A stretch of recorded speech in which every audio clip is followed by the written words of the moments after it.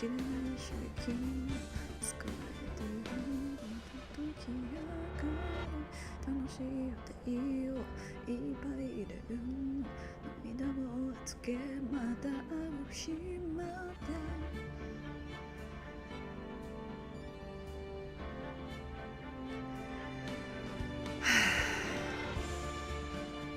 Well, we're here.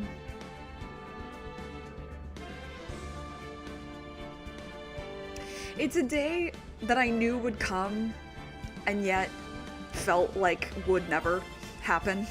Much like when I finished House and Fata Morgana main story as well as Kingdom Hearts series, and got to 3, it's like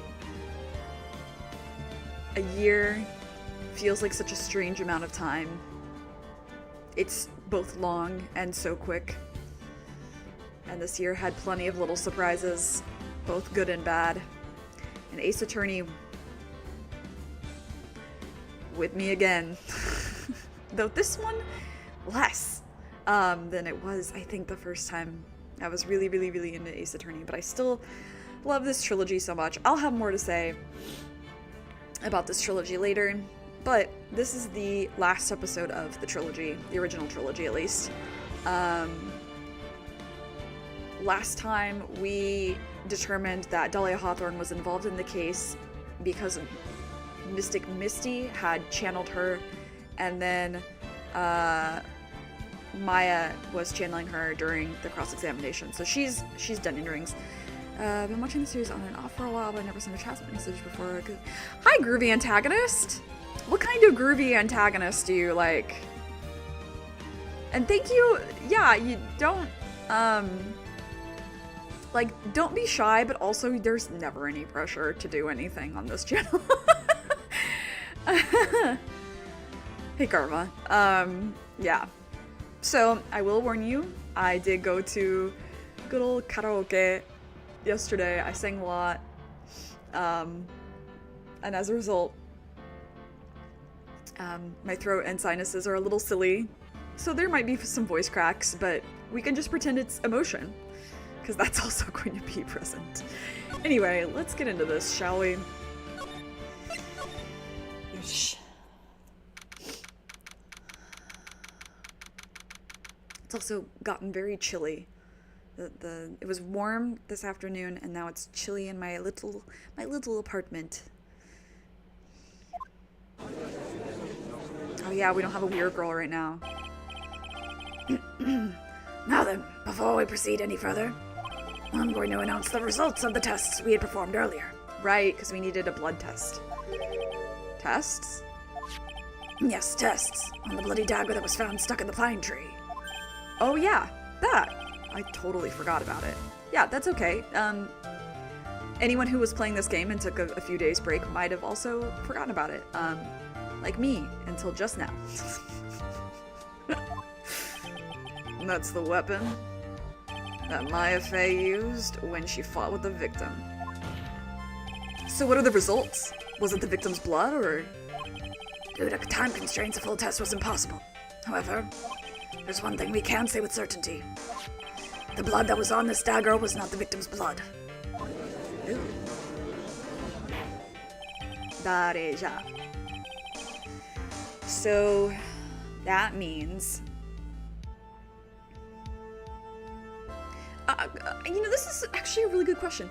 If Misty Faye was channeling Dahlia, and she got stabbed, would it be Dahlia's blood or Misty's blood? I assume Misty, because the, honmono, the core is Misty. Right? But, I don't know. It's something to consider. I don't think they ever fully addressed that.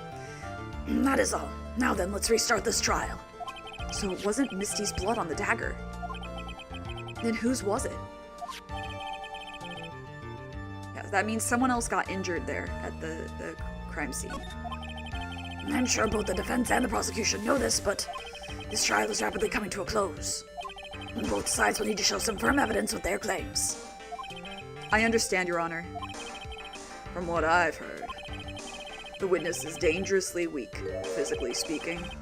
So, let's finish this quickly. Agreed. Wow, for once, agreed. Very well, please bring in the last witness. I miss doing your voice. Witness, please tell us your name and profession. Nick, Maya Faye. My profession is, I'm the assistant manager at the Writing Co. law offices. Maya. According to the magazine I have here, you're a spirit medium of the crying channeling technique. I don't know why I said it, channeling. I'm old. I'm frightened. The Faye clan. I don't want any more to do with it.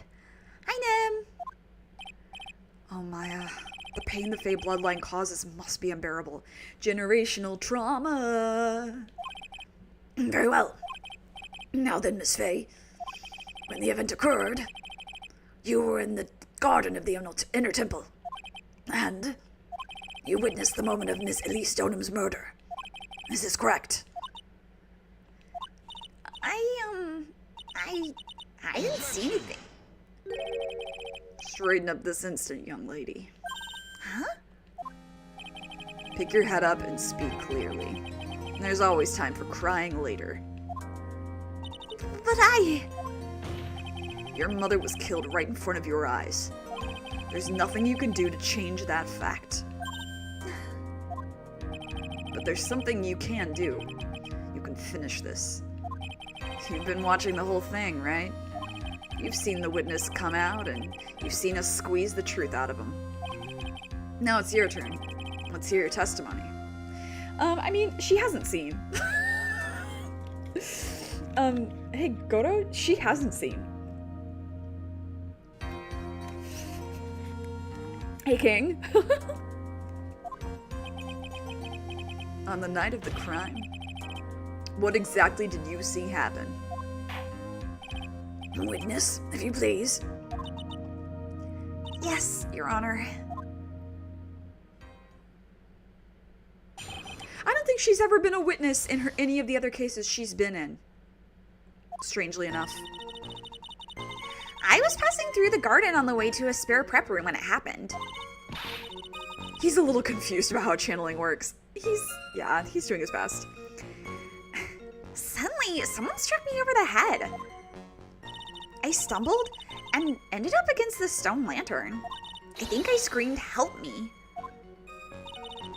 Then something warm splashed over me. That's when I lost consciousness. Something warm splashed on you. So you were struck on the head. I suppose it must have been the staff. Maya, the person who hit you. It was Dahlia Hawthorne, wasn't it? I'm sorry, Nick. I couldn't see. I don't know who it was. I don't know. Now we've come full. I said last time we came full circle. Now we've come full circle with this bit. Maya, think hard. Sorry, Nick, but I really couldn't. Can't say it was an especially good night for young ladies to be walking around alone. It never is. It seems that will be hard to determine the criminal through testimony alone. Very well then, Mr. Wright. Please begin your cross-examination. Maya, hang in there. She doesn't look well at all. I mean, it makes sense. She just spent she had a whole day where she was like, a whole night where she was in the fucking thing doing the training, and then was channeling someone for a whole day, and then got told that her mother died and it might be her fault. Like, I don't know. I don't think she'd do well. I think that'd be crazy. Who else was on the Inner Temple side that night? Well, Sister Bikini, of course. But I remember her saying that Iris would be coming later as well. On the day after the incident, Edgeworth met Bikini at Hazakura Temple. That means she couldn't be the criminal. So then, did Iris actually come later, like she said? Well, let me think. She seems confused. It's probably because she's so tired. No, I'm sure I didn't see her. She must have come while I was preparing for the training.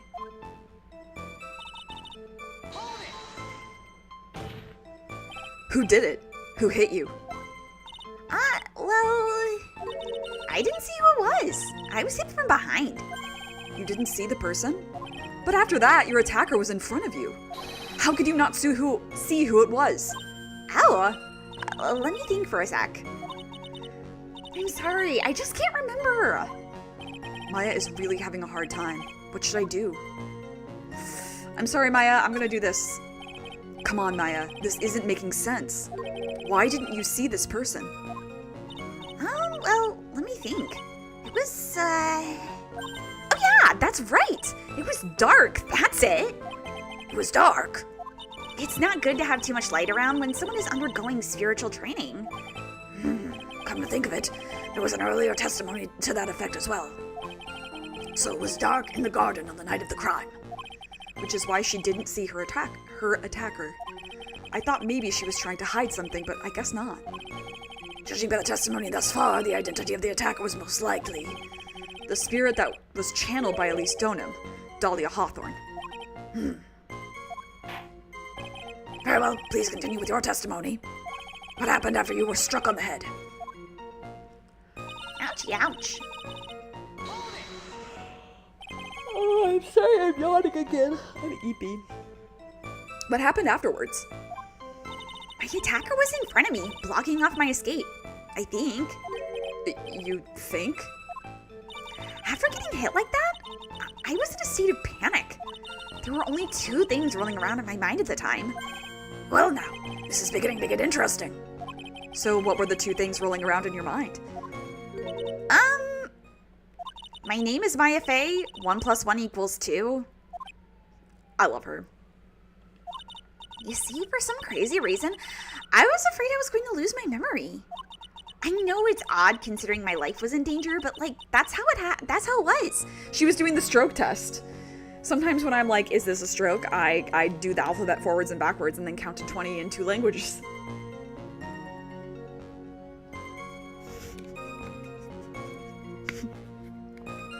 Sometimes you just do it. That's not odd at all. Your actions are understandable given the circumstances. So what did you do then? Oops. My bad. You think you screamed, but you're not sure? Listen, I was a complete wreck. It was dark and I couldn't see my attacker. Was it a man, a woman, an adult, a child? I had no idea. I was scared out of my wits. Believe me, my dear, I'm certain I would have soiled my robes. Too much. Too much, Judge. I thought this person might attack me, Anyway, I'm pretty sure I screamed. I thought that it was my last hope. Wow, it sounds like poor little Maya really was out of her mind. But I wonder what she meant by last hope. What do I do? Do I press her for more details? Yeah, of course. What is your last hope? Wait a minute, Maya. What's this my last hope stuff? Oh, that's smart. I make a bunch of weird faces in the mirror and roll my tongue. Yeah, see, oftentimes it happens when I'm in bed, and it's due to, like, compression on my spine. It'll make one of my, like, arms go numb, and it's often my left one, just because that's how my spine is. And so then that's why I'm, like, in bed, and I'm like, ooh, before I move myself, I'm gonna do this. And if I'm fine, I'm gonna move myself. And then, like, if I were to not be able to do that, then I don't want to, like, you want to make a stroke victim as comfortable as possible. And so I wouldn't want to try to move myself during that time. That's what I learned in first aid. Anyway. What? What do you mean by your last hope? No. Not, that's what you said. You said my last hope. Huh? What? I said what? Look, you were facing an attacker that you couldn't see, and you screamed, right? You screamed, help me. Yeah? But you testified that you screamed that because you thought it was your last hope. Oh, well, you know, that's like, what do you call it when that happens? Maya's not doing so well up there. Oh, yeah. Oh, that's right. I remember now. I was facing my attacker, but that's not who I was screaming at. What did you just say? Yeah, that's right. It was the person behind my attacker that I was yelling at. That's who I was screaming to for help. Ah! Oh, what is it now? Hey, Gregory. Yeah, time to finish the whole trilogy. I messed up. I didn't mean to let that slip out. Huh? Witness, are you absolutely sure of what you're saying? Behind the attacker, there was another person? I am. Well, I meant to keep that part a secret. What have I done?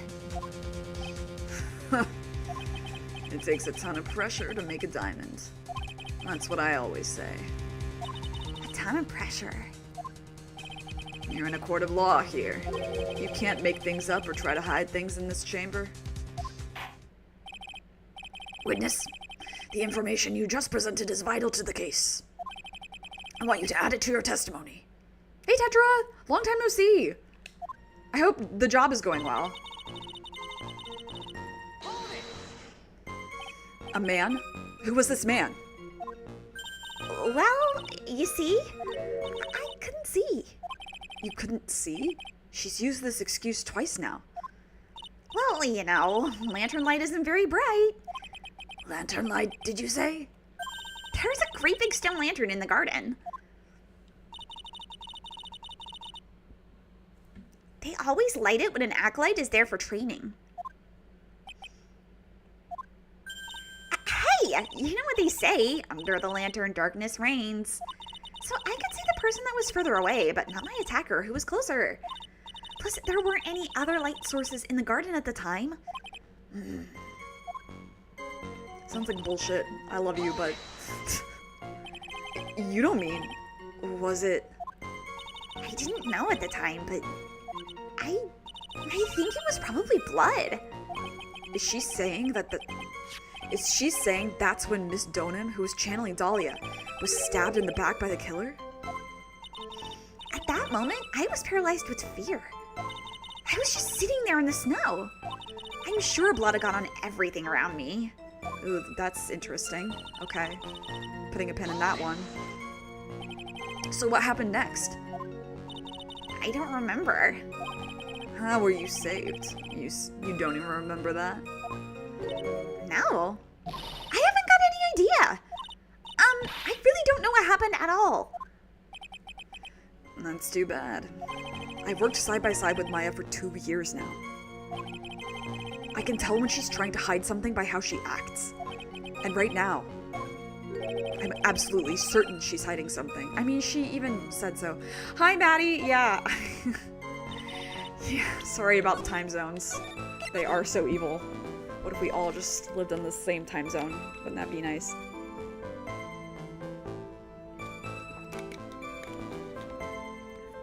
Oh no, YouTube. That's so dumb. Technology do be bad these days. Okay. We know, I forget which evidence, but we know that the lantern wasn't on.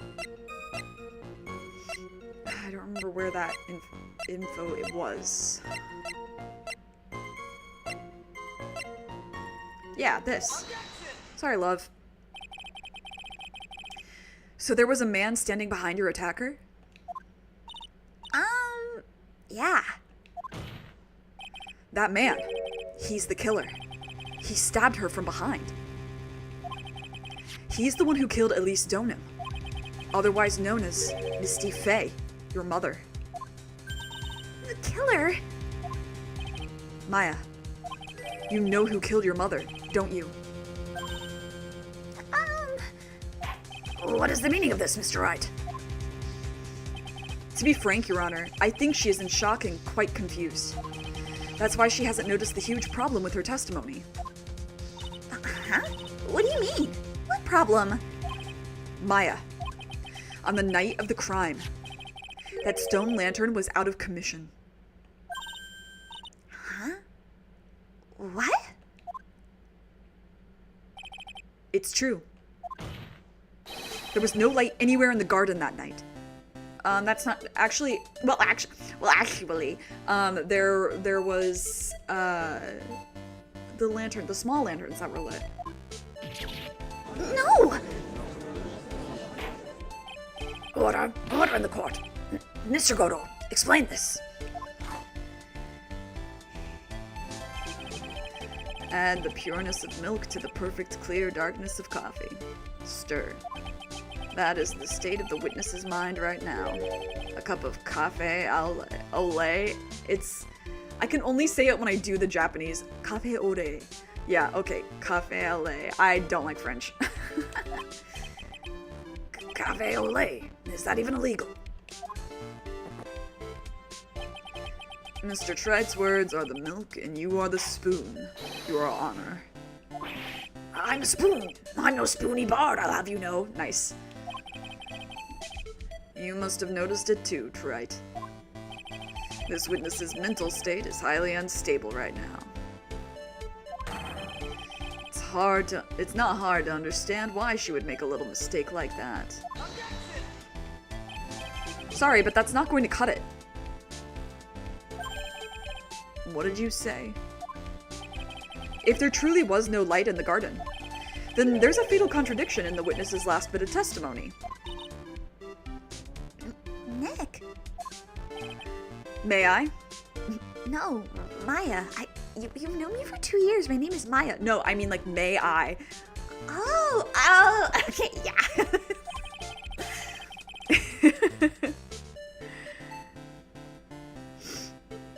Recall the witness's statement about her attacker. She said that she didn't know if it was a man or a woman, an adult or child. And yet, the witness could describe a person that was standing behind her attacker, and she quite clearly described him as a man. Ah! In other words, that would have to mean that Maya actually saw our mystery person. Despite it being so dark, she couldn't see the face of her own attacker. No!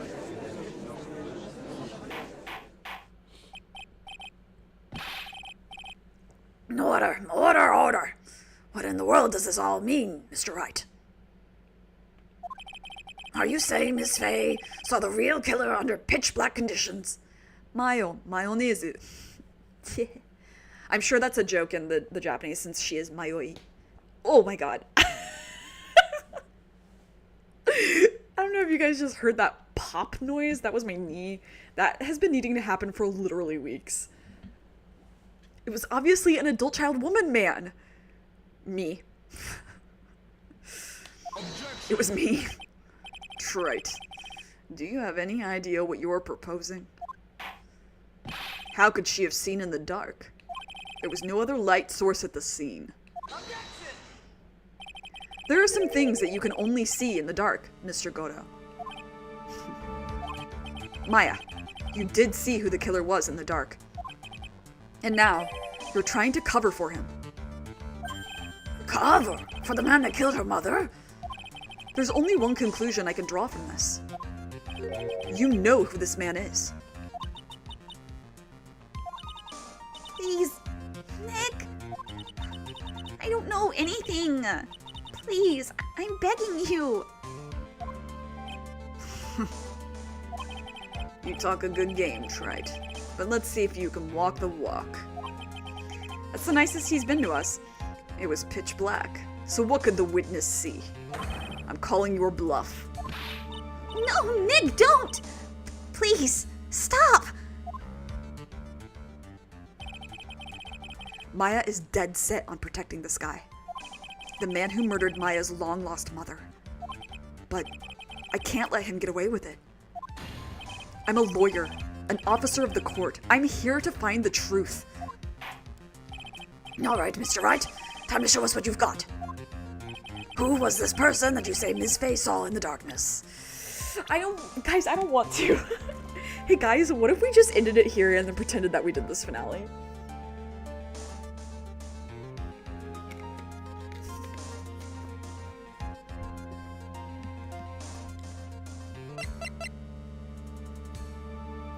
Some things you can only see in the dark.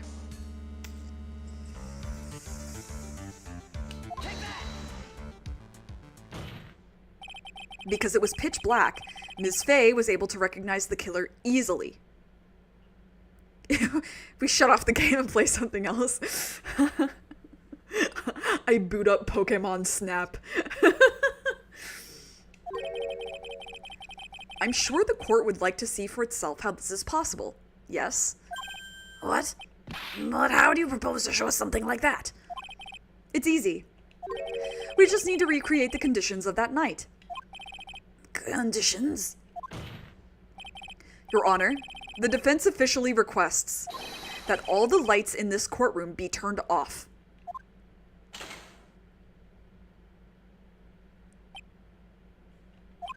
Oh, this is... But it can't be. Damn. This sucks. I have goosebumps, though. That was a nice bit of deduction. Trite.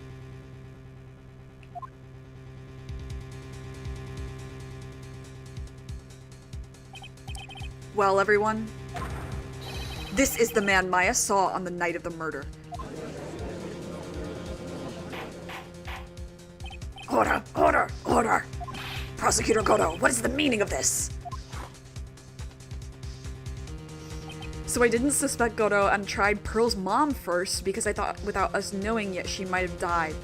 And her plan was to take over as the lead of the Faye family while possessing pearls. Oh, that's interesting. Oops.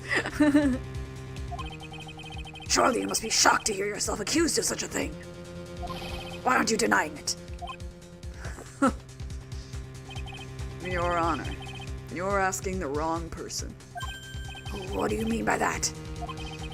If you've got a question, ask the witness. That's one of my rules. Well, Maya, how about it? What you saw that night, was it 3 glowing red lights?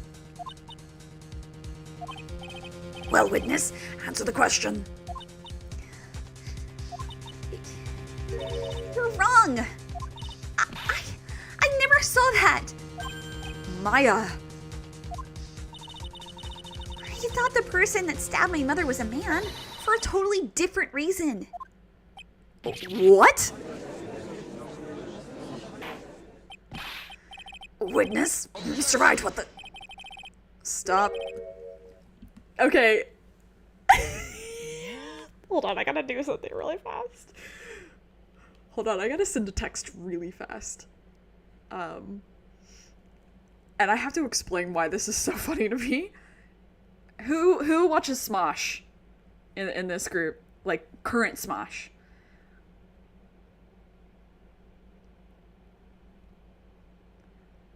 Because, there is a really funny video that they did that is Love is Blind. They did a Love is Blind card, like a board game. And Chance, who is gay, his character is straight Chance. And so he just, like, is, like, jokingly, like, stereotypically very straight dude. And then, he's, like, he's, like, slightly chauvinistic in other ways and stuff. Angela, I think it's Angela and Amanda and Arasha are all talking. And he goes, "Are you ladies done chattering?"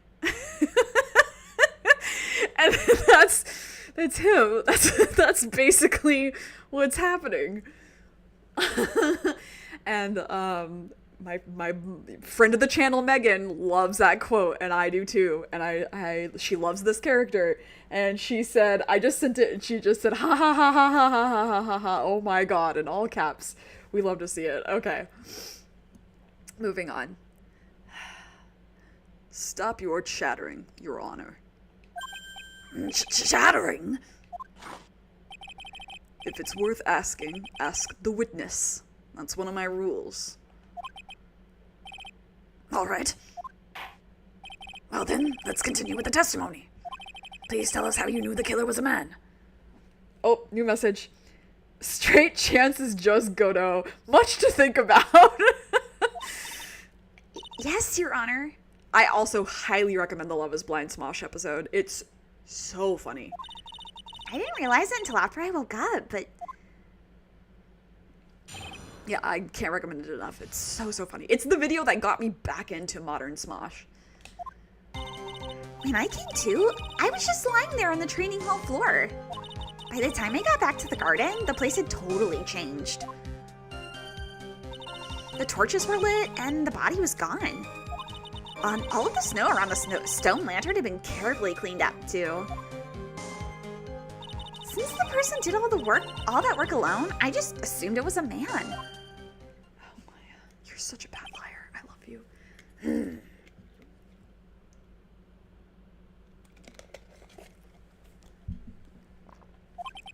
So it was after the crime took place that the witness came to think the killer was a man. Karma, it's gonna be the funniest hour of your life. It's so funny. Though I do recommend that you get some kind of an ad blocker if you don't already have one, because they do have a lot of ads in their videos, which is annoying. Yes, that's right. I'm sorry, Your Honor. No need to apologize. It's as Mr. Godo said, you're utterly exhausted. It's only natural that you would be a little confused. Also, if you consider the situation you described, it doesn't seem too much of a stretch to assume the culprit was a man. Mr. Wright, proceed with your cross-examination.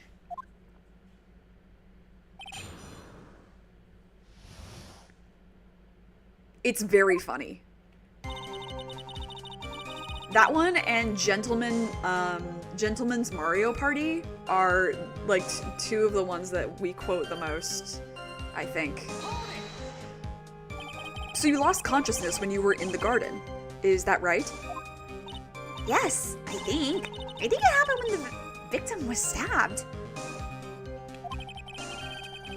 So then the person that carried you into the inner temple? It could only have been the killer. It could only have been the killer, sorry. That's what I think, too.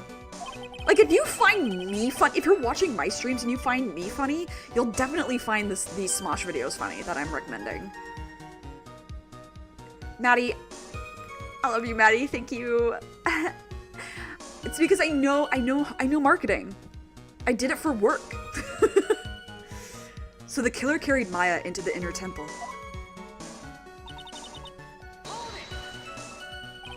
Naturally, the killer must have done it, right? Yes, I think so. But why would the killer tamper with the crime scene like that? There must have been something that the killer desperately wanted to hide.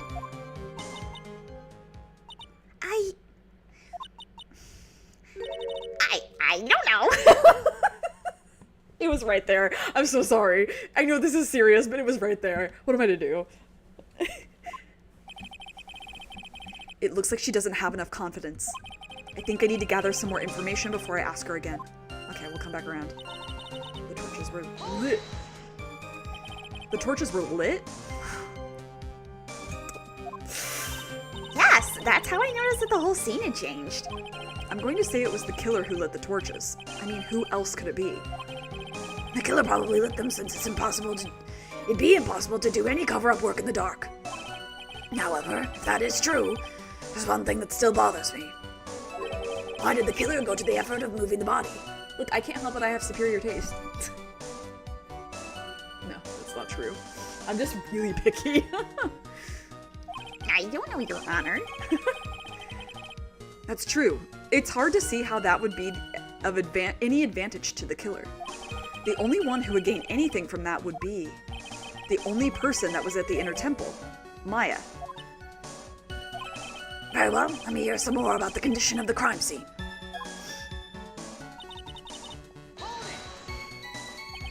So you're saying the killer cleaned up the snow? It did look really odd. The snow was removed in an unnatural-looking rectangular shape around the lantern. There were a lot of shovels around the inner temple, but they're all really heavy. Way too heavy for me to use. I'm just a little guy. An odd fellow indeed, this killer. Why on earth would anyone want to take snow away? Well, there's one thing I can think of. Didn't you say that a lot of the victim's blood sprayed onto the snow? Yeah. Their eye collapsed and ended up being splattered. In other words, the killer's purpose was to hide the bloody snow.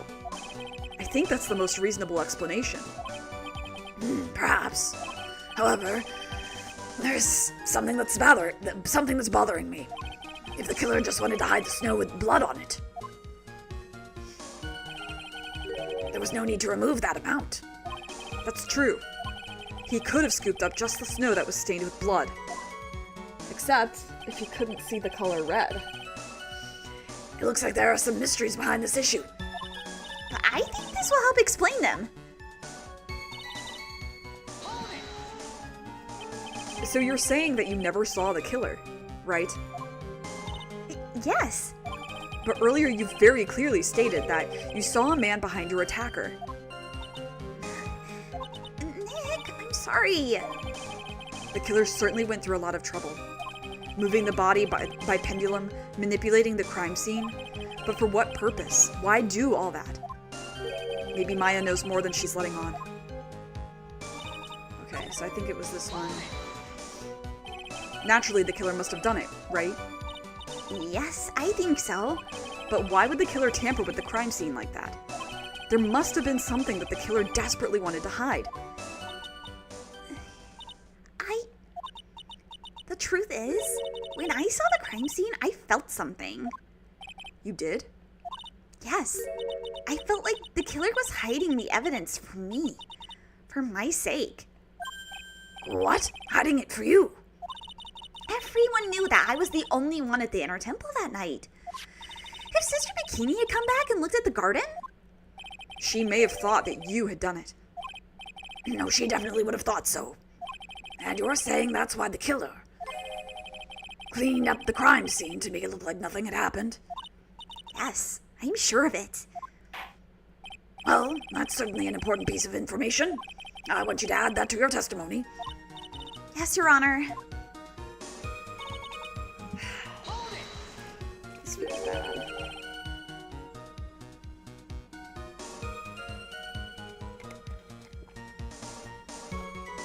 They did it for your sake? Well, if the body and the blood hadn't been removed, I would have immediately been the prime suspect, right? Yes, I suppose that's true. Yeah, and if that happened, the body would have caused some other problems too. If her real identity had come out right then, it would have been terrible.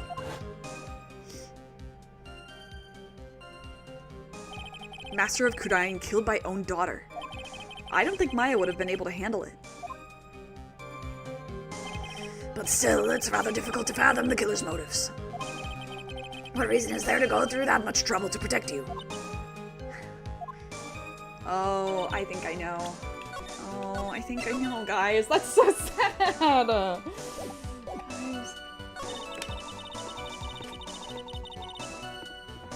I'm gonna look through the evidence one more time, but I think I know. I think we're appealing to the pathos with this particular one.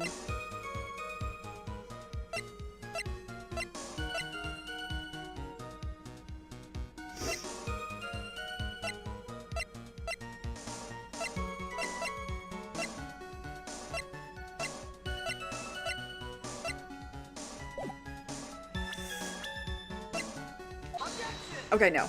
Okay. That would be very sad. It's fine. Okay. Phew, I was gonna make myself so sad. I was like, are you doing this because it's your Mia's sister? Okay. By the time I got back to the totally changed. Okay, I think it was for my sake the killer cleaned up the evidence of what had happened.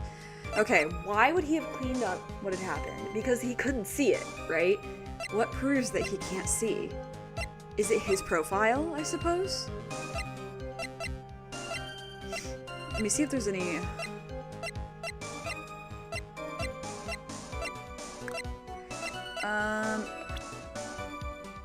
Oh no! No, hold on. Wouldn't it be this? Okay, yeah, because it has her name on it still. Okay, we got there. I was ahead of myself. I get ahead of myself. Sorry, Maddie. I'm glad I was wrong.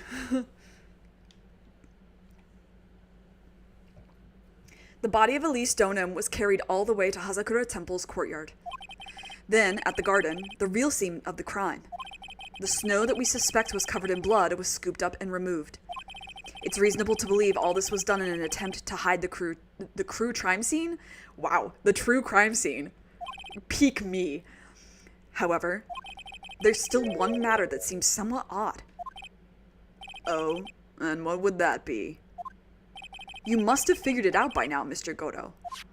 It's the message written in blood on the lantern. It was written very clearly on the white stone lantern. Maya. If the killer was so motivated to protect Maya from suspicion, then why didn't they wipe the writing off the lantern? I mean, he couldn't see it, is the thing. He couldn't see it. So, like, either way we approach this, it's him, right? Because if he could have seen it, but he was just, like, trying to get the blood, like, or either way, it's this piece of evidence is what I meant, not him. I mean, okay, whatever. I'll shut up. Ah, you're right. Hey, cat, shut the fuck up. Okay. to me. Order. But Mr. Wright, isn't it a fact that the killer was trying to cover up the crime scene? Indeed, but it doesn't make much sense to move the body and remove the bloody snow. Then not wipe off the most incriminating thing of all, the bloody writing. It's the apron all over again. But if that's the case, do you have an explanation for the killer's mysterious behavior? Why would this killer move the body and remove all that snow, but then leave the bloody writing on the lantern? I don't know what the killer's plan was, but it's a fact that the killer left the writing on the lantern. There must be a reason for it. Well then, Mr. Wright, let's hear your opinion. Why did the killer leave the message written in blood on the lantern? He didn't notice it. He couldn't. Prosecutor Goto, earlier in this trial, you gave me some good advice. Once you eliminate the impossible, whatever remains must be the truth. Maybe you're not as dumb as I thought. The real killer wanted to disguise the fact that a crime had occurred there.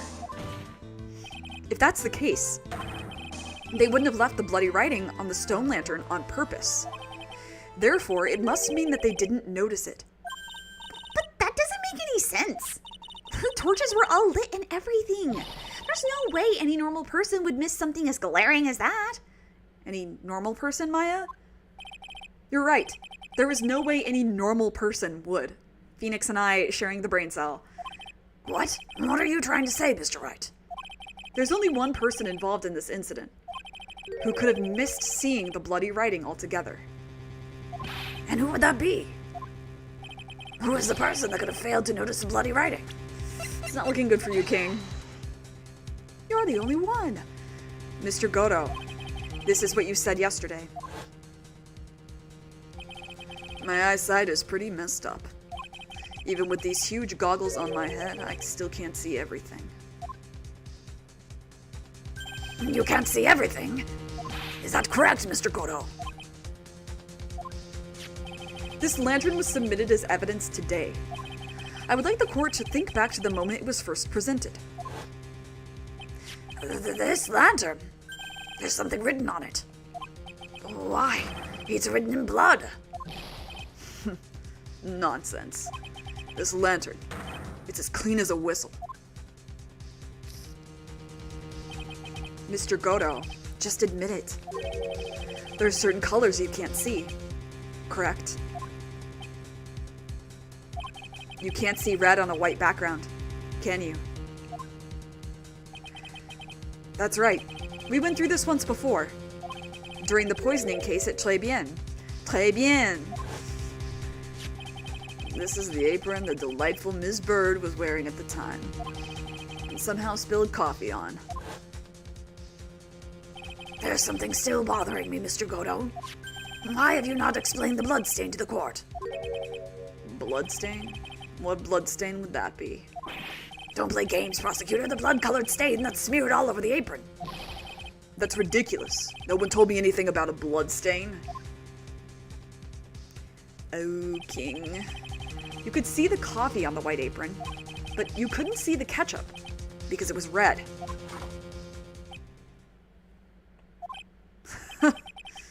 It's strange. In a black and white photo, those letters would have appeared black to me. I wonder, why am I the only one that can't see them? So then, Mr. Godo, are you admitting it?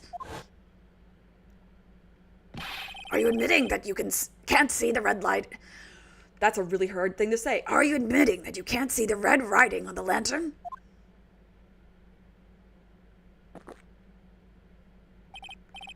Hey, Gramps. Didn't you know? That's the reason why I don't drink red tea.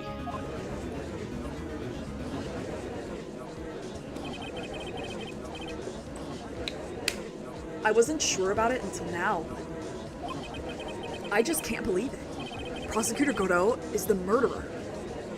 Oh, now we use colorized photos. But there's no going back now. Is it colorized in here? No, none of these are colorized, I guess. Right? And why does my wrist hurt? No reason for that. Red tea isn't red. He doesn't know. But there's no going back now. I finally figured out the truth. Mr. Godo, the defense at this time formally accuses you. You are the murderer of Miss Elise Donut, also known as Ms. Misty Fey. It's hard to believe this may be true. However, once again, Mr. Wright has brought up a disquieting fact about you. Just make sure you don't fill out the indictment in red ink, Gramps. Come on, how does a little graffiti make me into the killer? Besides, it's not like it's my name that's written there. I'm certain that the killer wasn't able to see the color red. This is rich. Do go on, Trite. The answer is right there at the crime scene. In the snow. The snow? How so? Well, for example, why did the killer move all that snow? Your Honor, you said it yourself. If he wanted to hide the bloody snow, why not take out just that area? Yes, why didn't he take just that area? Could it be? Yes. The killer couldn't see the red blood that had seeped into the snow. And so, he had to remove all of the snow. He couldn't be sure where the blood had landed, so he removed the whole area. Isn't it more likely that the killer couldn't see the blood because it was dark? No. Not a chance. The torches were all lit. He would have been able to see just fine.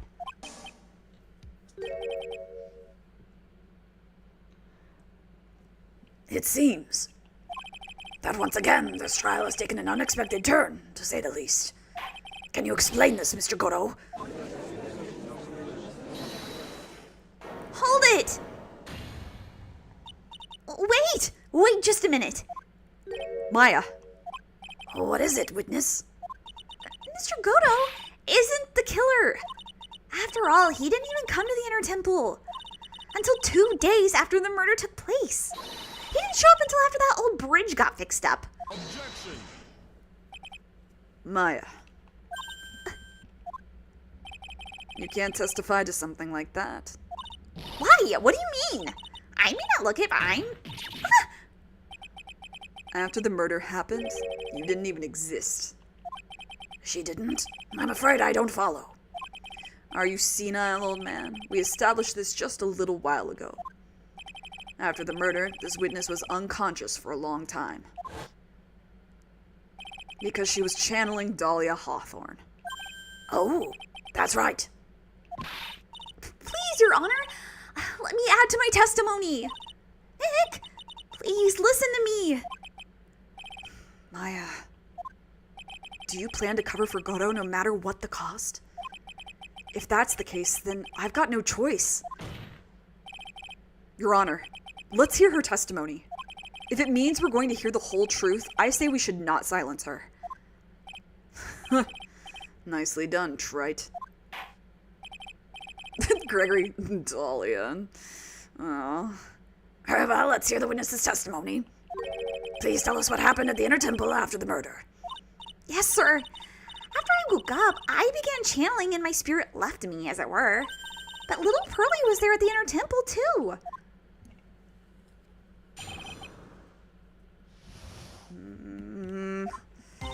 Pearlie was also stuck in the Inner Temple side that night. The next morning, she looked around but couldn't find anyone. The next day, when the bridge was finally fixed, she was in the spare prep room. That's when Mr. Goto arrived at the Inner Temple for the first time. He found Pearlie first and cheered her right up. He's not a bad guy. He's just fucked up. He needs therapy. I am once again begging you all to read The Mysterious Disappearance of Phoenix Wright if you won't get any spoilers for the games up through A5. But anyway. Who is this Pearlie? That's my little cousin, Pearl Faye. So when did you hear about this? Oh, just a while ago, when I was in the medical office. Who told you, Francisca?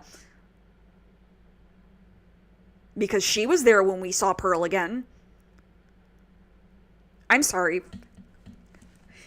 Francisca and Maya... I'll get into it later. I'm terribly sorry. But what you heard from someone else is simply not admissible as testimony. What? Come on!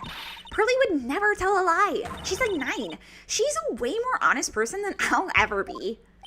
Real smart, Maya. You always know the best things to say when you're under oath. The prosecution has no objection. We believe the witness. Mr. Goto. Let's just move on to the cross-examination, if the defense has no objections. This is highly unusual, but, well, Mr. Wright? Let's get this cross-examination started.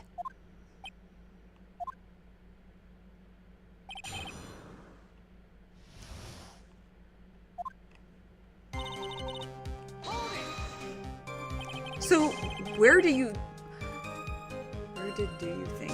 Okay. That is a typo. I thought I was, again, having a moment.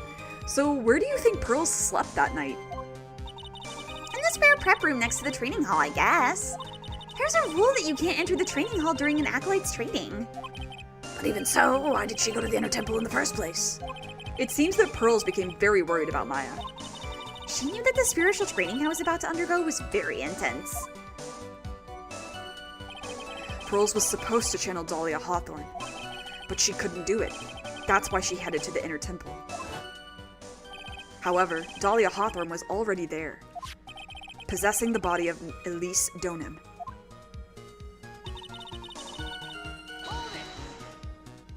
She searched the entire Inner Temple side, end to end. Well, you see, Pearlie gets pretty scared when she's alone. And there weren't that many places to look. She says that she even went back and forth several times. The Inner Temple side has 2 structures, the training hall and a spare prep room. And there's also a storage shack, I think. That's about it. There was a storage shack too? Pearls was looking for other people, right? Would she have really examined a storage shack all that carefully?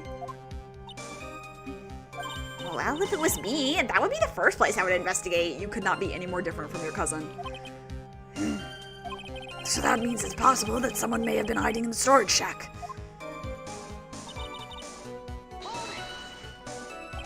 Pearls didn't hear the sound of them working on the bridge. What do you mean? I was just wondering why she would stay in the prep room. If it was me, I'd at least go out and wait at the foot of the bridge. I don't know, man, it was pretty cold out. Oh, well, Pearlie said that she was sleeping at the time. She said she was so scared during the night that she couldn't sleep well and woke up a bunch of times. Poor little girl. All alone like that. Well, you know, she had at least one friend in the sacred cavern. Dahlia Hawthorne, who was busy battling with the trick lock. She couldn't let anyone see her, so she wouldn't have shown herself to Pearls. What happened after the bridge was finally fixed?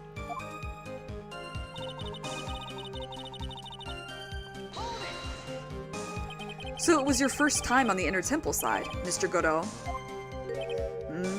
That's funny. Am I imagining things, or did the defense ask me a question?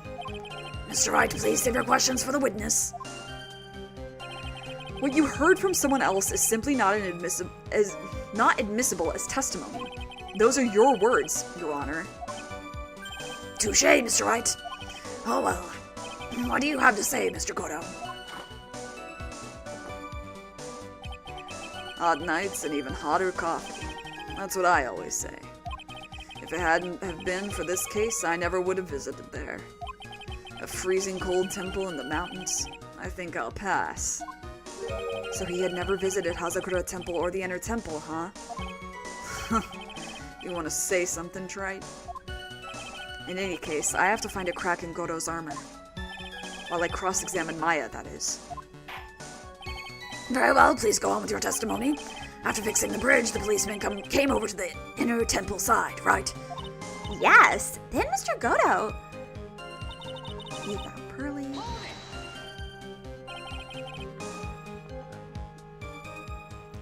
He cheered her up? That's what Pearly said. She said he was a very nice older gentleman. Thank you for looking after my cousin, Mr. Godot.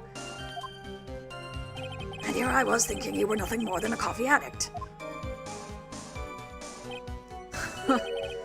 Cut it out. You're making me blush.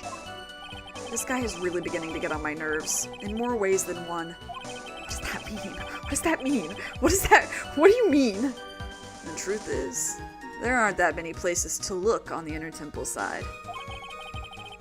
The policemen were all busy going over the garden with fine-tooth combs. So I decided to carry out an investigation in my own way, Godot style. I'm the same way. I like to hand down verdicts in my own way, judge style. I wish you would do it like how your job. How your job style. Maybe I should ask some questions, Phoenix style. What the fuck was your investigation, brother? You said that you conducted an investigation of your own. Did you find anything? It looks like my investigation went about as well as yours, Trite. After all, I did miss the bloody writing on the lantern. Well, I didn't miss it, so speak for yourself, Goggles. Jesus Christ, gay people are so silly. The only odd thing I discovered was the beauty in the training hall. Beauty? And the beast. Misty Faye, naturally. Clad in her stunning Japanese garb, surrounded by the hue and aroma of Western tastes. Western tastes? Could he find a stranger way to describe gravy? So from there you headed to the prep room? Wait a sec. What did Godot say just now? I think I just found his proverbial weak spot. There's only one thing of any importance here. Where was Godot when the murder was taking place? He must have already been at the Inner Temple when it happened. Otherwise, he couldn't have killed Elise Stonem. In the shack. In the shack. Okay. Okay. When did this happen? Like, when did Pearl do... I wish we had Pearl's testimony. Hold on.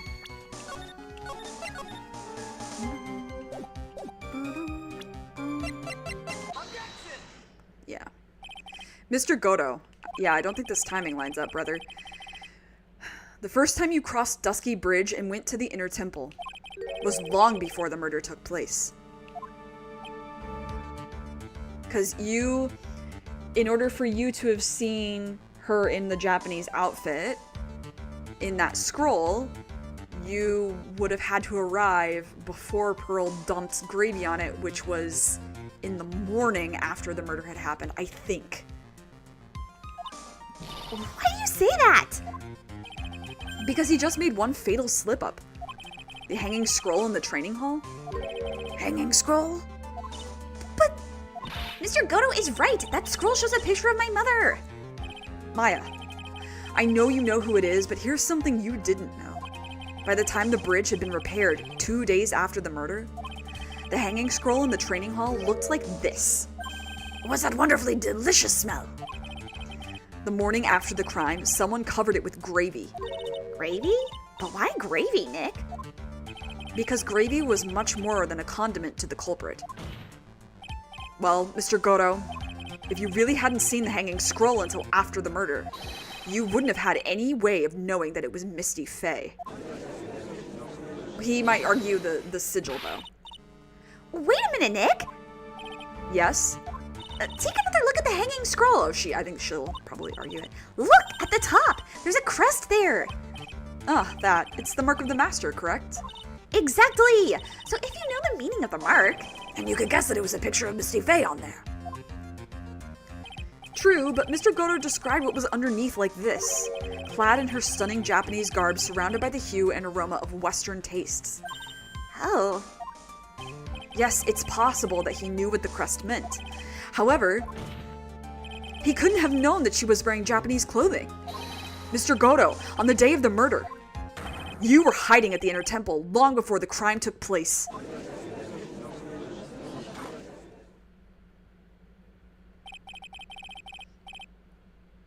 But he doesn't have a motive for killing Misty is the one thing. Can I ask you just one little thing, Trite?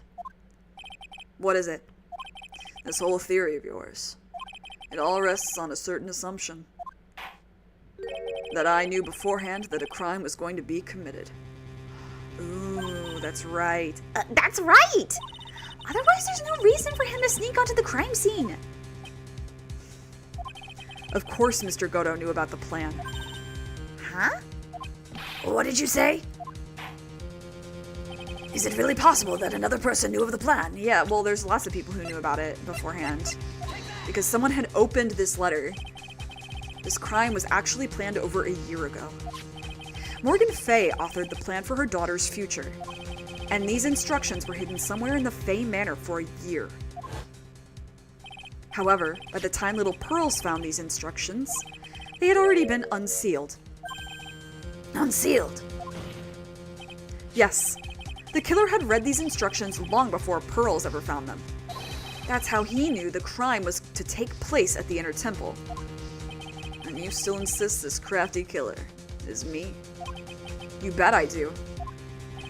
But you just said that the instructions were hidden. That's right! Mr. Goto couldn't have known where the instructions were hidden. If he really wanted to know, he had one great chance to find out. Yes, and when was that? During a visit. A visit? Morgan Fey told her daughter, Pearl, about where the instructions were hidden. During one of her visits to the detention center. That would be the only time for someone to have learned where they were hidden. Eavesdropping on a visit at the detention center. Yes, it could be arranged if you were someone with easy access in and out of there. Like, for example, a prosecutor such as Mr. Goto. See, but this, to me, is bad logic because it's like he just became a prosecutor, like, at the beginning of this game when Morgan had been put away for, like, 6 months at that point, I guess. Well, like, I don't know. The timing of it's very, like, iffy. My argument, and this actually might end up being the right answer overall, but like my argument I remember thinking was like Misty knew. Because she would know that her sister was a freak and would probably dip in to their old house every once in a while and probably found that shit and knew. And that's why she was trying to keep Pearl. Actually, I think that is exactly what's gonna get revealed. Sorry. Like, well, the beauty of live streams. Order, order, order. Mr. Goto, you're under fire again. This murder could not have been carried out without prior knowledge. And you were the only one that could have acquired this information before the murder. Wrong.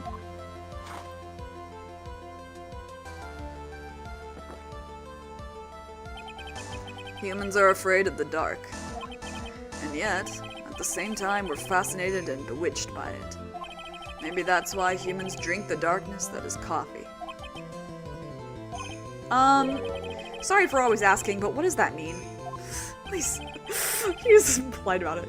It means there's a reason for everything. According to your theory, the killer in this case eavesdropped on a conversation during a jail visit where he learned of a hidden plan for a crime. After discovering the plans, he hid in the inner temple and waited for the crime to occur. Then he ultimately took a person's life. And he did all of that just to protect this witness? That's right. If you're accusing me of this crime, I have to ask you, why would I do this? This girl is nothing but a stranger to me. I've got no reason to go through that kind of trouble to protect her. I don't know, you got pretty angry about her potentially being dead yesterday, so I am what you see. I am certainly not the type to rescue the damsel in distress. Yes, you are. Yes, you are. The killer's behavior is certainly extreme, for lack of a better word. Even considering that the killer wanted to protect this witness's life, his behavior is still a little too unnatural. However, you had a good reason, didn't you, Mr. Godot? An unshakable reason that forced you to protect this witness at all costs. Okay, yeah, this is where the pathos comes in, huh? I knew it. You figured it out, haven't you, Nick? Maya, I guess you were doing your best to cover for Godot. For the same reason, huh? Family. Okay, tried. I'm all ears. Let's hear it. It's very simple. Maya Fey is a lot more than just a stranger to you. What's this? There's one person who lies at the very center of this whole story. One person that ties you and Maya Fey together inextricably. That's Mia. There's a very good reason why Maya Fey's life is so precious to you. After all, she is Mia Fey's only sister. Mia Fey. You once worked alongside her. That was when you were a defense attorney. Wait a second here. Mr. Godot is a defense attorney? With your honors-piercing intellect, you must have figured it out by now. The real name of this man who calls himself Godot. His real name is Diego Armando. Isn't that right?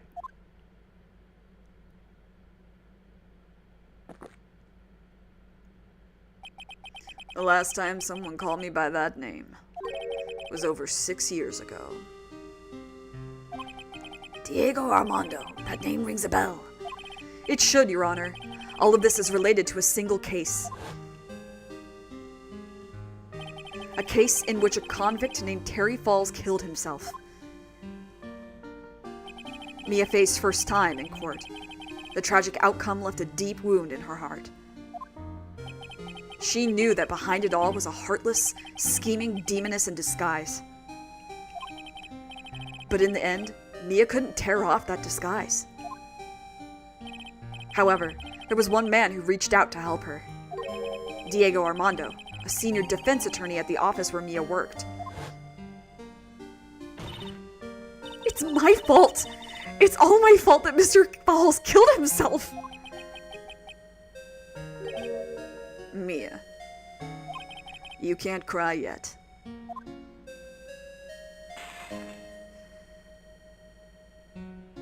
The only time a lawyer can cry is when it's all over.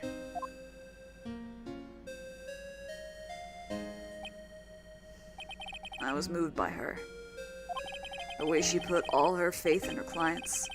That pure, sweet heart of hers. That's why I could never forgive Dahlia Hawthorne. Mia and I thoroughly investigated that fake kidnapping incident. And one fateful day, Dahlia wanted to meet with me. It had been 6 months since the trial. We met in the courthouse cafeteria. Ah, I just remembered. 6 years ago, right here in this courthouse, you were poisoned. Even I didn't see it coming. Dahlia Hawthorne slipped some poison into my coffee. Some newspapers at the time called it a murder, but very little information about the case was released to the press. But you weren't dead at all. No official reports ever actually called it a murder. I was just in a deep, deep coma. I see. My body shut down, and my life became nothing but a long, deep sleep. That woman's poison did a real number on my central nervous system. I lost my sight, and all of my hair turned white due to the damage it caused. That's terrible. Apparently, it was a miracle that I ever regained consciousness. 5 years had passed since I drank that poisoned brew. And one morning, my eyes flew open from the smell of a doctor's cup of coffee. 5 years? You were asleep for 5 years.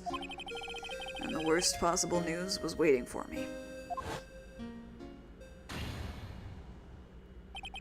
Mia Fey was dead. From the very moment I opened my eyes, I had already lost everything I thought I had. The woman I loved had been murdered. And the woman I loathed had been sentenced to death. The woman you loathed. The woman who had spiked my scalding hot coffee. Dahlia Hawthorne. Yeah, I mean, like, from his point of view, so, like, Mia dying is bad enough, but he can't even, like, act out vengeance on the person who wronged his life because she's in jail getting the death penalty. Oops, sorry. So, like, justice is completely removed. So he has no love nor hatred that he can cling to. Sorry, my water bottle is so crinkly. I pressure bullet. Hope the nap was good. Good old Mia. She didn't let me down. She got her revenge before she checked out. In the end, there wasn't anyone waiting for me when I woke up. That's so sad. For someone like me, for someone who had slept away their best days, there were only 2 reasons left to live. And it was for those 2 reasons that I decided to become a prosecutor. If I may ask, what were your 2 reasons to live? The first was you, Trite. Huh? Me? If I hadn't drank that stupid poison, Mia Fey never would have died, much less the way she did. Hope the nap didn't take 5 years, like, for good. That's so wretched. Gregory. That's really funny. You were the only one who was there to protect her. But you let her die. It was all your fault. It wasn't like that. I wanted to see for myself what kind of a man you really were. So that's why you became a prosecutor? My other reason for living. She goes by the name of Mia Fey. That's so... Huh? You mean me? You were the only way I could make up for the sin of not saving Mia.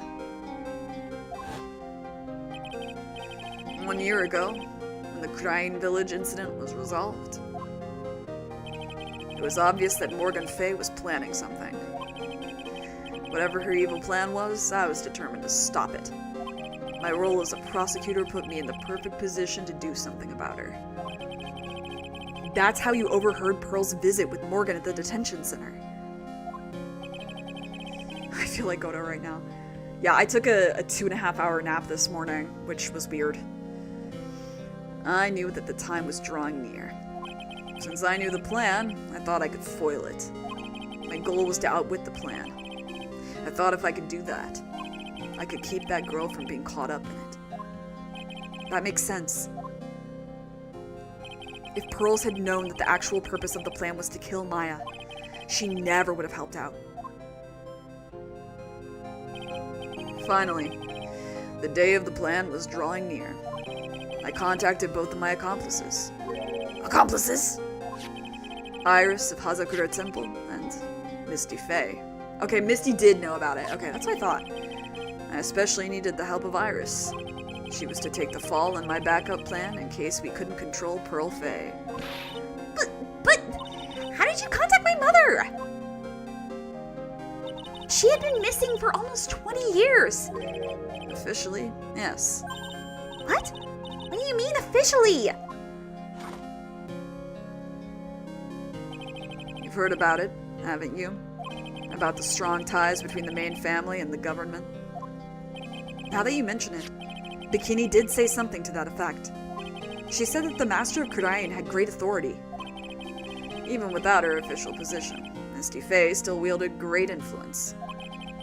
The police have been keeping an eye on her movements all this time. That's how I was able to contact her. Again, because of my position as a prosecutor. So my mother was cooperating with you? Don't ever forget, no matter how far away from you she was, she never stopped thinking about you. She was always... That's why I knew she would do anything to protect you. If you want to know how strong her resolve was to protect you, look at her staff. Her staff? The one with the sword in it? The day the plan was to be carried out arrived soon enough. We met for the first time at Hazakura Temple. That's when your mother showed me her special staff. I realized it then, just how far she was willing to go. She was ready to use that sword to protect you from Morgan Fay, if necessary. Yes, even if it meant paying the ultimate price. Mother... And that night, the night of the crime, there was just one way to stop Morgan's evil plan. You mean pearls, don't you? We had to make sure she didn't channel Dahlia Hawthorne. Well, Pearl, what are you going to do tonight? Well, sorry, I forgot she was gonna talk. If you'd like, you can come to my room. Perhaps we can read some books together. We thought we could prevent her from playing her part in Morgan's plan, but she never showed up. She was worried and followed me to the inner temple. That was the thing we were most afraid of. And that's why. Misty Faye had to do the channeling herself. She channeled Dahlia Hawthorne into her own body. What? What do you mean? If she channeled the spirit first, then Pearls wouldn't be able to do it herself. As Master of Kurain, Misty Faye's power was supreme. So that's how it went down. She channeled Dahlia Hawthorne so that Pearl Faye wouldn't be able to.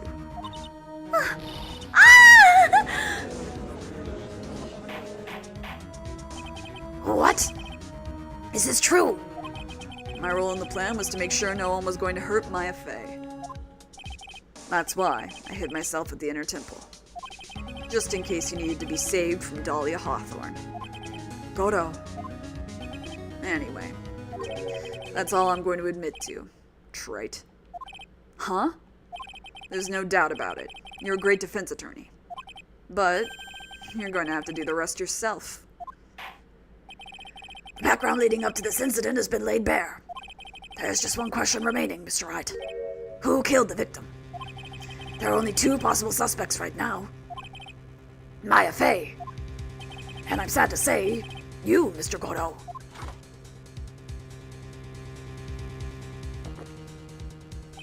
Well, Trite, if you're the real deal, then finish this thing once and for all.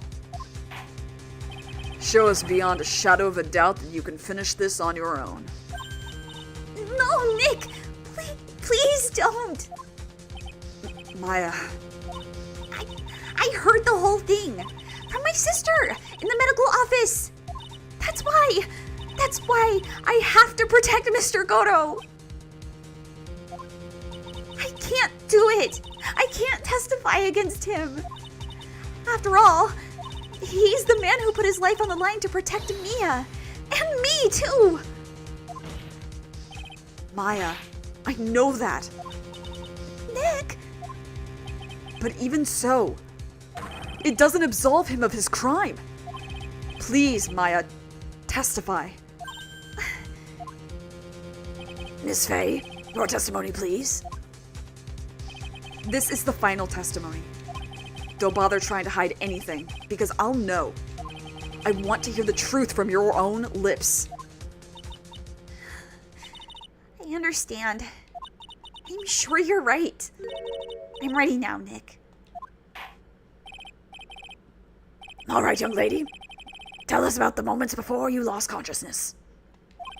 What exactly happened at the time of the murder? Karma, do you not know what happens in this? That's very exciting. Wish I could play this for the first time again.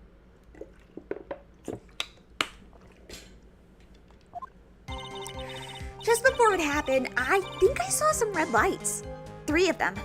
I thought I'd ask for help, but just then I was splattered with blood. She wasn't dead though, and she struck back at the enemy behind her. Suddenly the red lights went out and the whole area was dark. Just at that moment, there was a horrible scream. Right after that, Dahlia collapsed and I lost consciousness. These red lights. I thought you said you don't remember seeing them. I'm sorry. I thought I saw them, but then they disappeared all of a sudden. Things break. Trite. Even the best of theories. Who was it that stabbed Misty Faye? Looks like you still can't prove it. Maya is telling the truth this time. I know it. The rest is up to me. Well then, Mr. Wright, proceed with your final cross-examination of the witness. And the final cross-examination of the trilogy. Wow. Feels crazy.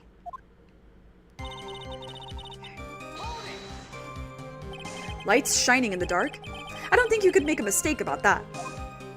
Yeah, you're right. I think I saw them, but I can't say for certain.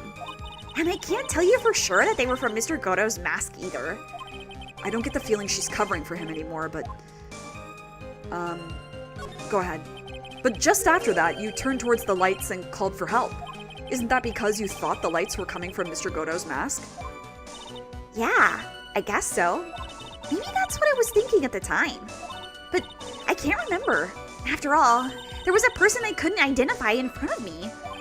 Maya's life was in terrible danger at the time. There's no way she can remember the details of the scene perfectly. All right then, let's go on with the testimony. What did you do when you saw the red lights?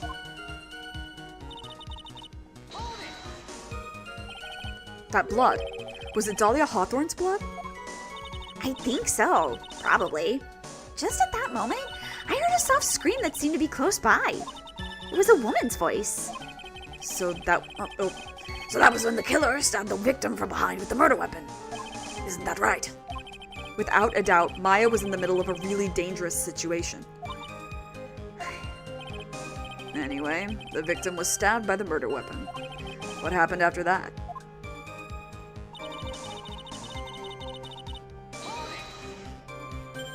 Struck back. How do you know that? Well, you're right. I didn't see it exactly. But I could tell by the sounds of their breathing and movement. And also, the smell of blood. You have witnessed more horror than any young lady ever should have to in one life. Very well said, Judge. So then, what did you do at that point? I couldn't move. I could just barely make out their shadows moving in the dark, but I had no idea what to do. Could you still see the red lights you mentioned earlier? Yes, I think so. But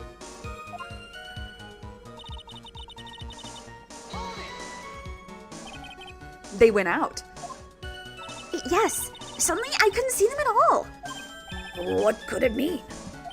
If the red lights were coming from Goto's mask, and they went out right in the middle of a fight, Maybe the mask was damaged. or maybe it was knocked off. Or maybe the batteries ran out. Right, Trite?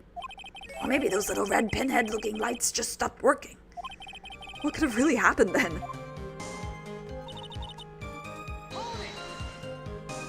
What do you mean by just at that moment? Do you mean the moment when the red lights went out? Yes, that's right. The scream that you heard then, was it Dahlia Hawthorne? I don't think so. I'm pretty sure it was a man's voice. Maya's family has been torn apart for many reasons and people, yeah. What? So then that scream came from the killer? That's got to be it. Now he sounds like his brother.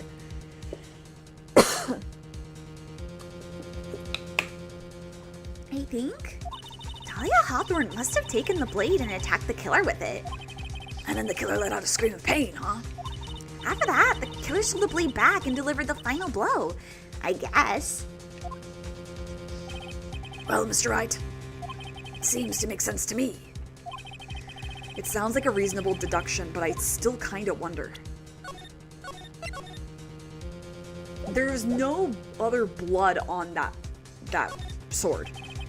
I'm sorry to say this, but that interpretation would create an enormous contradiction.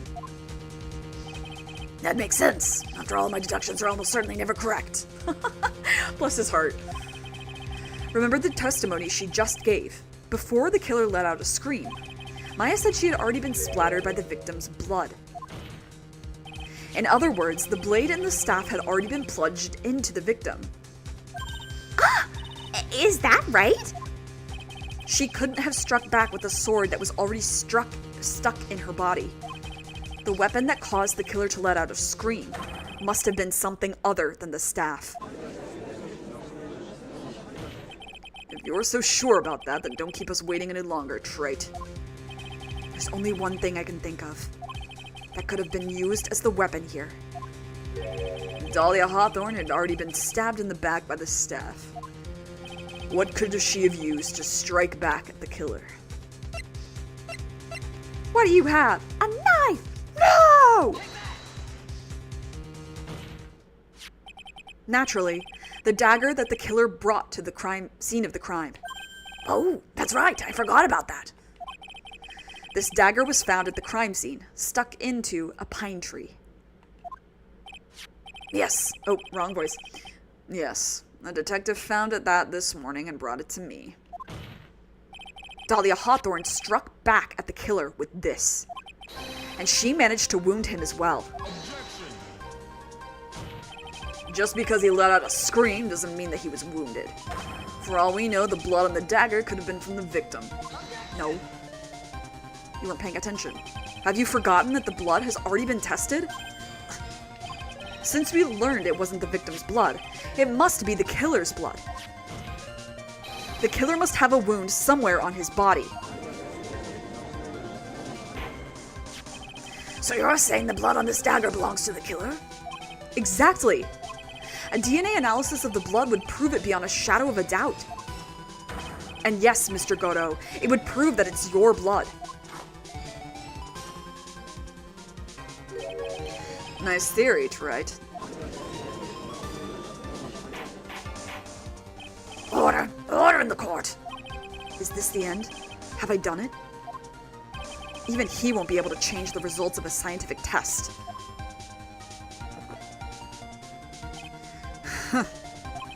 Let me ask you something, Trite. Let's just say that it turned out I was the killer. Do you really think I would be stupid enough to leave evidence like that? What? Just think for a second. This dagger was found this morning by a detective and brought to me. There was already blood on it, correct? But even so, I was the one who brought this dagger here to the courtroom. Yes. What does that prove? Well, if I really were the killer, I could have washed the blade off and then planted another person's blood on it. It can't be. In any case, there's one thing I can guarantee, Trite. That blood, it doesn't belong to me. Not a chance. What? Brings out a golden lamp, begins rubbing it. Why? In any event, it seems to be established that the killer was wounded. All right then, witness, continue your testimony. Hold it! Wait a minute! What's the problem? I know I probably shouldn't say this, but there's a big contradiction in Nick's explanation. Maya! This dagger, you said that it wounded the killer. That's right. But, if Mr. Goto had really been cut with the dagger, his clothes should be bloody or have a rip in them, right? Maya? Maybe he just changed his clothes? That'd solve the contradiction pretty easily. What are you talking about? It's not that simple at all. Remember back to the day of the murder. Everyone that was on the inner temple side got trapped there. Ah, that's right. And once the bridge was fixed and the police headed for the inner temple... Mr. Goto was already there waiting for them. He never had a chance to change his clothes.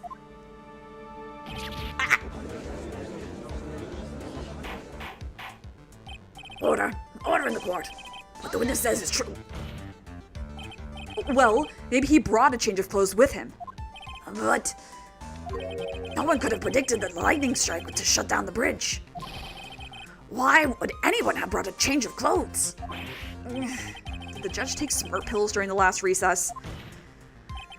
Well then, maybe the killer took off his clothes before he committed the murder. That way he wouldn't get any blood on them.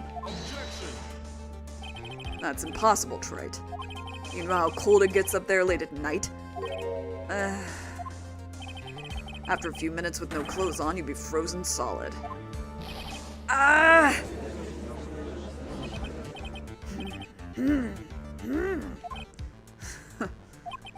So that's all you've got. I knew you weren't tough enough to finish this. Ugh. Right now, if Mia Fey were here... If Mia Fey were here, she would have closed the book on this case already. Yeah, because you would have been like, yes, queen. I did it. And here's all the things that happened. If Mia Fey were here? So come on, Trite. Can you do it or not? How about it, Mr. Wright?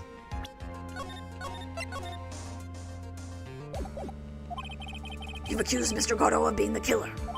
But can you prove it? Have you got even one piece of evidence? The question isn't whether I can prove it or not. The fact is, I have to prove it. That's the only choice I have. I was taught that it's one of the rules of being a lawyer.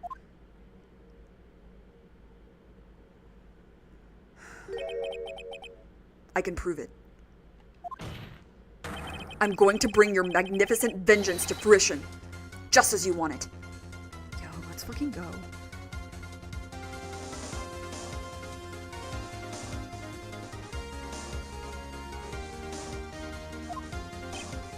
Huh, that's good.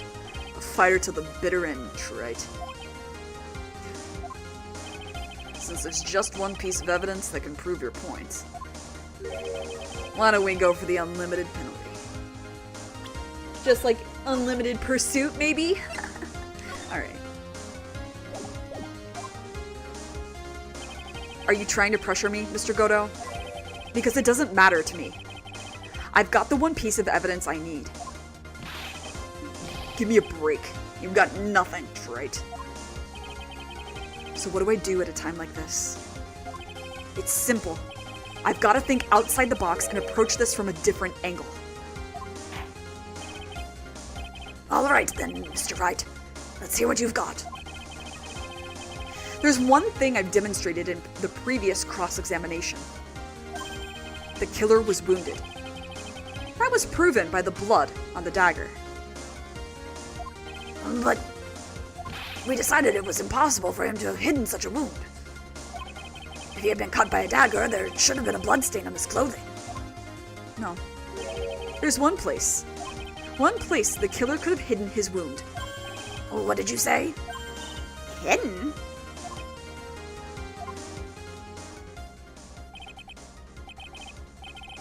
This is it. My last stand. I need to think about this from a different angle. I don't need to think about why there were no bloodstains on his clothing. I need to show how he hid the wound. It's the end of the line. The final stop, Trite. Let's hear what you've got. Where is this location where you say the killer hid his wound?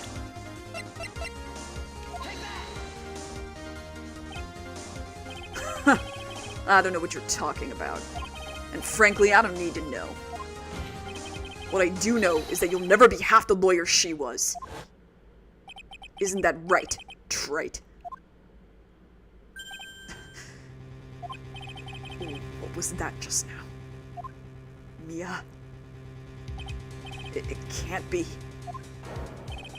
You're living on through him? Even as we speak, you're still hiding the wound.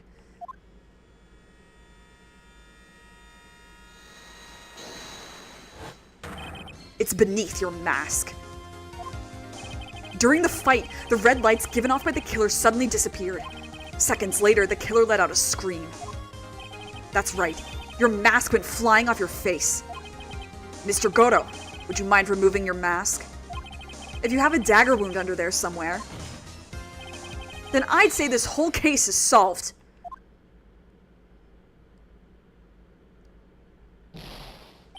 Ah!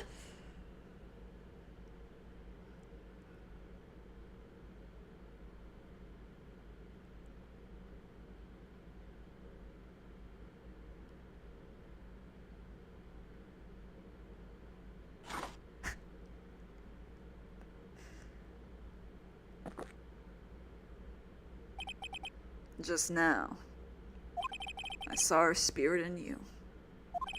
Huh? I never liked you.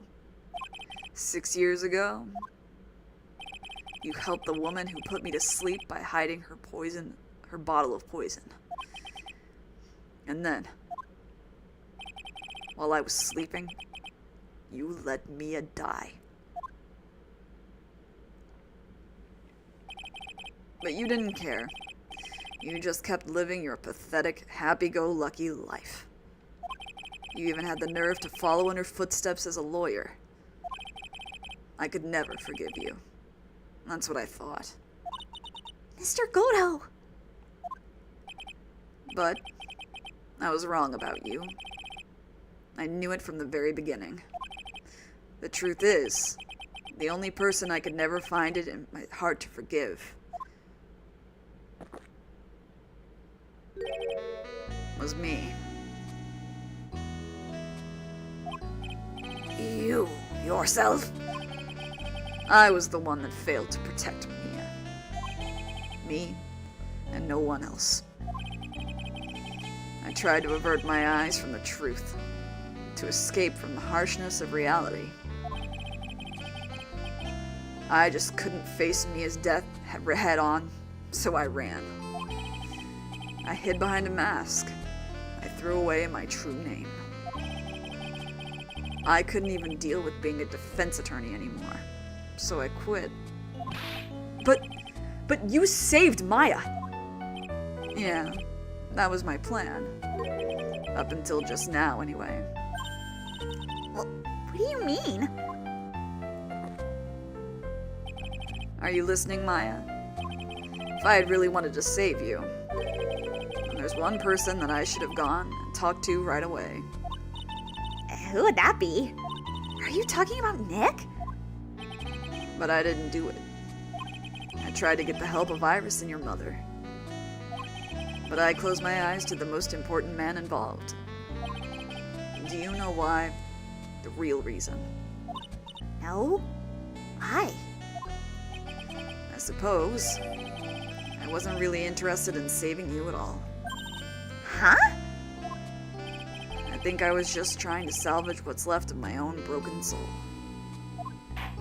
I was trying to make up for the fact that I couldn't save Mia. Nothing more.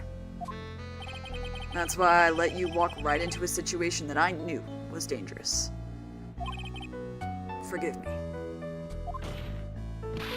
You're wrong! You put your life on the line to save Maya. Was it really for Maya's sake? Even I'm not really sure. What do you mean by that? That night, in the darkness of the garden, when I saw her silhouette. A part of me must have known the truth. The truth that it wasn't really Dahlia Hawthorne standing there in front of me. It could have been Misty Faye, or even that little girl. But I still picked up the blade. It was like I was dreaming.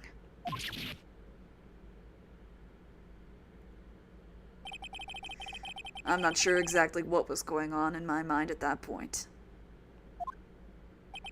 Was I really motivated by the pure desire to protect Maya Fey? Or was it something else? Was it my hatred for a woman who had stolen everything from me 6 years earlier? Could it have been simply a desire for revenge? And now, I don't know anything anymore. I did learn something today, however. I finally realized that I was the arrogant one. I was just chasing an illusion. A fantasy. The stupid fantasy of defeating you in the courtroom. You were the one who made me realize my folly. You never ran away from me as death. Instead, you picked up where she left off, as a true defender of the people. In that one moment, I understood everything.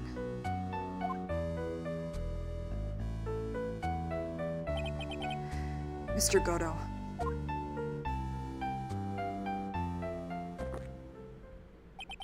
I think you already know this, but if you don't, my name is Diego Armando. Mr. Armando, I believe in you. I know you were trying to save me.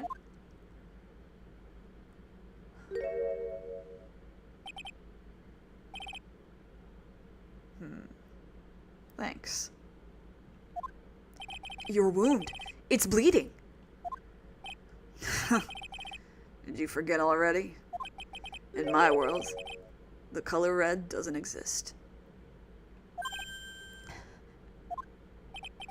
These must be my tears. Tears? Ever since I woke up from my coma, I think I've been waiting for this very moment. Mr. Armando! You do well to remember this, Maya. The only time a lawyer can cry is when it's all over. Can we cry yet?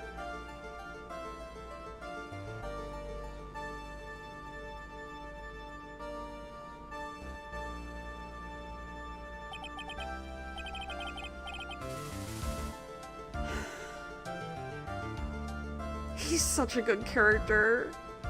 Also, hi, I'm Voss. Oh, he's such a good character.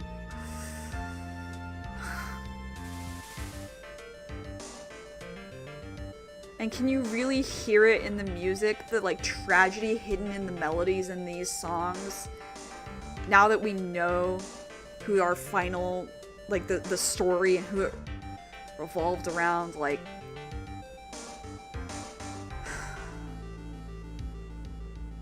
yeah, this game is really good.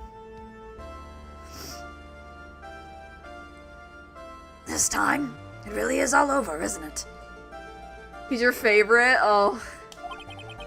Defendant, Yes, Your Honor. although you weren't directly involved in the murder, tampering with the body in the crime scene is a serious offense in itself. I understand, Your Honor. Mr. Armando explained that to me very carefully. I knew the risk, and I willingly cooperated anyway. Aw. Thank you. I hope you're enjoying it.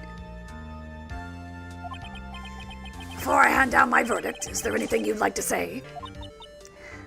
Well, there is one thing. I'd like to say something to Mr. Wright. I want to apologize to you. Apologize? To me? For what? For the case 5 years ago, of course.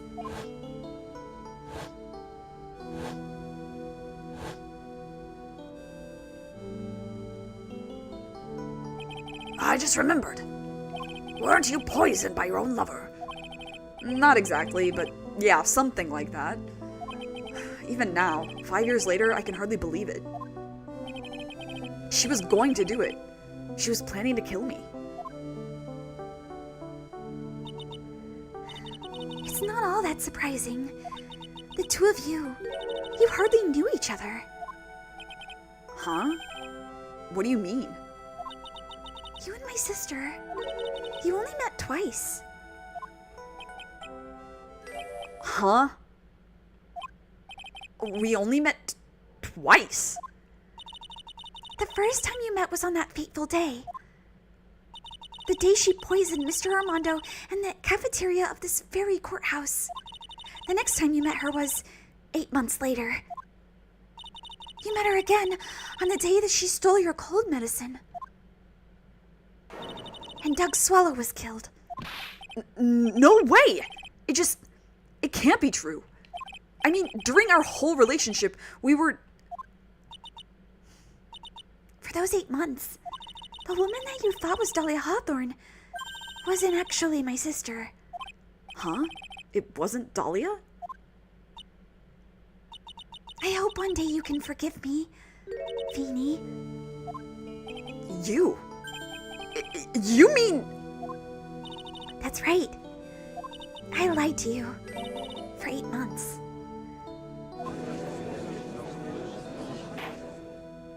Lord, why? Why would you do such a thing? Ever since she gave you the bottle that day, my sister was trying to get it back as soon as she possibly could. Because of the police investigation and their surveillance, she couldn't move about freely. So that's why you? My sister, from the beginning, she was prepared for the worst. Prepared for the worst? She thought that you might somehow discover the truth. That's why she was always ready to deal with you at a moment's notice. You mean she was ready to kill me, don't you? She already had so much to answer for. I didn't want any more sins on her soul. I begged her not to do it, and she agreed to give me a chance. And that's why you came to me? You came to get the bottle pendant back from me in her place? But I couldn't get you to get it back. I had failed at something even as simple as that. 8 months passed, and I still couldn't get it back from you. Finally, my sister couldn't wait any longer. She didn't consult me about her plans for you that day. It was the first time that it ever happened. That was a bit strange, wasn't it? Up until that day, you two were partners in crime, and she would confer with you. I think she must have noticed. Noticed what? My feelings for you. If I had found out she was planning to kill you, I would have done whatever was necessary to stop her. Even if it meant her life. Or mine. I don't know if I believe her. So, like, here's the thing. I believe that she believes what she's saying. Right? I believe that she believes that she's telling the truth. But, like, if you've been lied to repeatedly, especially by, like, one person or someone that you thought was one person, when they make a declaration like this, I'm like, we'll see about that. Sure, Jan. You know? So I'm like, I wish she was telling the truth. I would love to believe that she's telling the truth. But I can't, as an audience member, I can't believe her. She's lied to us so many times that I, like, this confession doesn't mean that much to me as an audience member. I have to be perfectly honest. Iris. After spending those 8 months by your side, my feelings toward you, they changed. I have something to say to you, too. Yes? You really are the person I always thought you were. Even after Dahlia Hawthorne was found guilty, I still believed in you.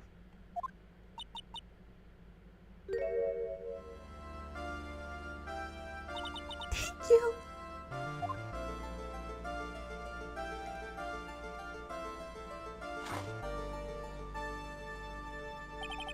How many cups of darkness have I drank over the years? Even I don't know. I'll tell you though. Right now, this one here is the greatest cup I think I've ever had. Don't you think so? Phoenix, right?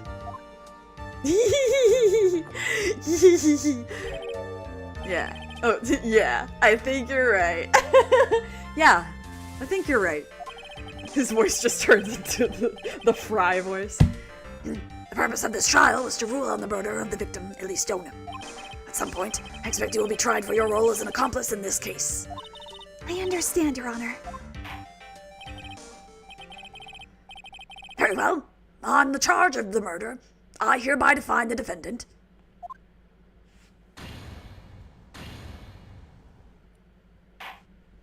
Court is now adjourned. Partial bullet, I agree. I don't think she could kill her sister. I think she's obsessed with her sister. She's like low-key obsessed with her sister.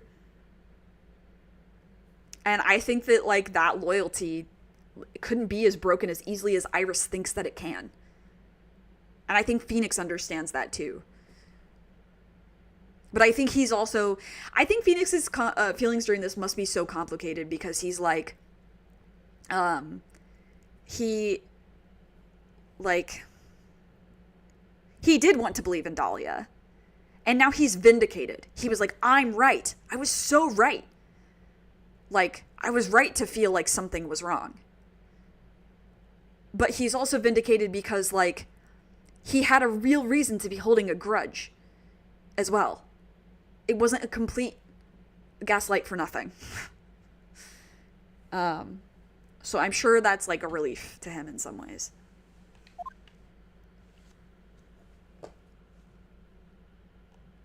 Iris and Mukuro both obsessed with their sisters is so true. It's the same. Karma, you're so right. This is very Danganronpa. Like, girls do better. So I guess it's all over. The way everything ended, was justice really served? The man who risked his life to save Maya is being sent to prison by my own hand. No confetti because it's fucking sad. Of course justice was served. Mia! I'm proud of you, Phoenix. Your defense was truly brilliant. But I couldn't save Mr. Armando, the man who cared so deeply for you. You're wrong, Phoenix. You did save Diego. You saved him in the only way possible. You mean, with that verdict?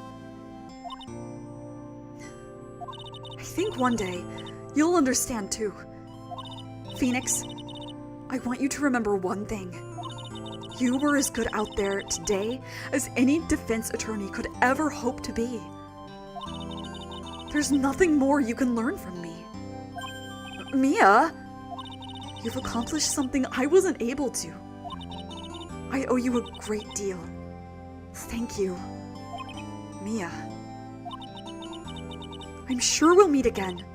Someday, Phoenix. Oh, bye, Mia. I'm gonna miss her so much.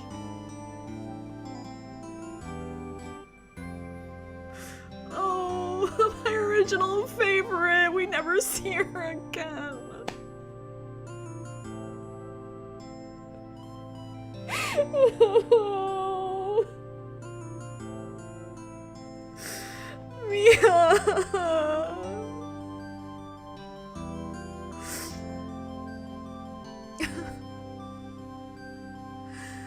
Oh.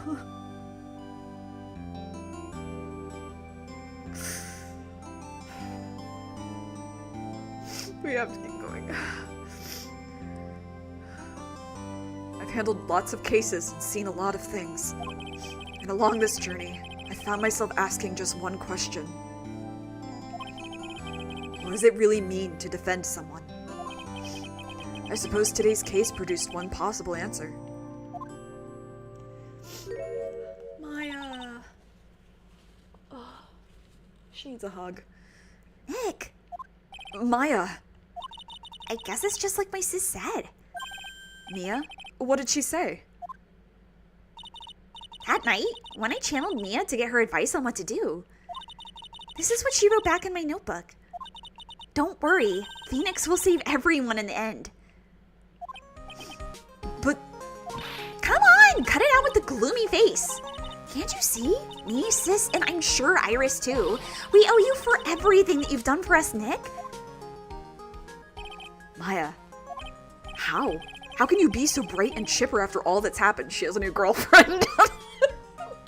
It's because she has a girlfriend now. Mia does not show up again. Was a good end here for Mia since Phoenix accomplished what she wanted him to do for the rest of the reason of being a lawyer and found out the truth about her mom. Yeah. Yeah. Her arc is over. You were brutally attacked. You even saw your mother murdered. Ouch. Francisca! Still a softie, as always. Phoenix, right? Oh, hey. Excellent work, right? Huh? Mr. Edgeworth, when did you get back? Oh, that's right. I guess no one filled her in on that. She's not surprised to see Francisca. That's why I'm like, guys, this is crazy. The Fran Maya is crazy. Edgeworth and Francisca have actually been helping me. Helping you?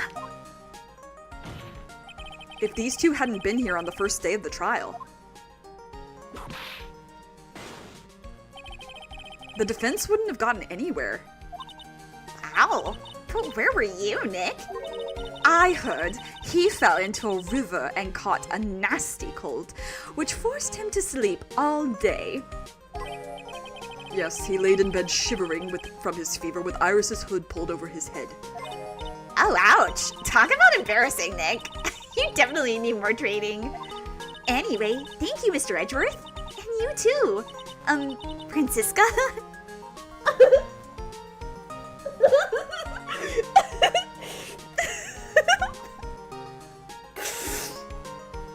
Literally partial bullet. Hi, Francisca. What are you doing here, Edgeworth?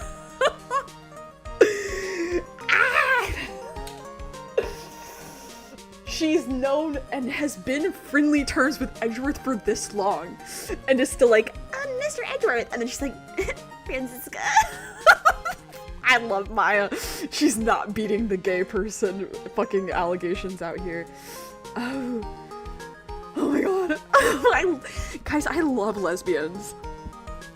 I need to remind you all, I am a lesbian. I love women. I love when girls are in love with each other. It's great. I don't suppose there's room for me in this group hug, is there? Oh, Larry. What's with the, longer than usual face? I realized something when I was reborn. I realized that Larry was never of any use to anyone. Not even once. That's not true. Right, Nick? What? You're asking me? Well, Nick? Is it true? I've got a place in this world, right? Yeah, they're both 19 here. It's really interesting, like, I don't know, I could talk about it later too, but like, I look back, like, as someone who did not come out,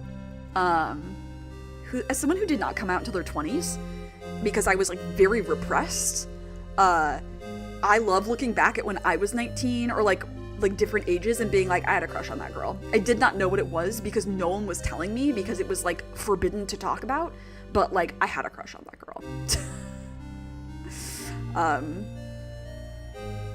And it will continue to happen. You didn't... Karma, are you being sarcastic? Or did you really not know? Yeah. If we want to get really into the woods with the queer identities, I'm very aspec. I'm not very romantic, and I'm, like, not very sexual. But, I do get crushes, and I have kissed many a girl, especially at anime conventions. Especially pre-pandemic anime conventions. Oh my god. Anyway. Well, Nick, is it true? I've got a place in this world, right? Huh? Oh, yeah, of course. I knew it. Everyone would be better off if I were gone for good. No. Oh yeah.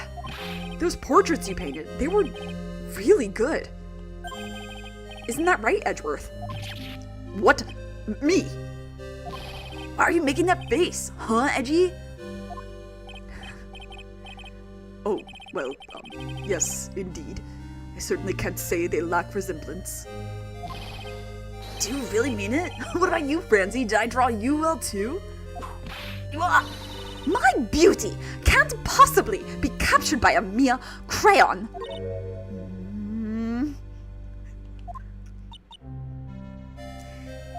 Nevertheless, I recognize the efforts you put into it, and that's worth something. Hey guys! Hey guys! I think there's something going on there. Hey guys! I think there's something going on between those girls.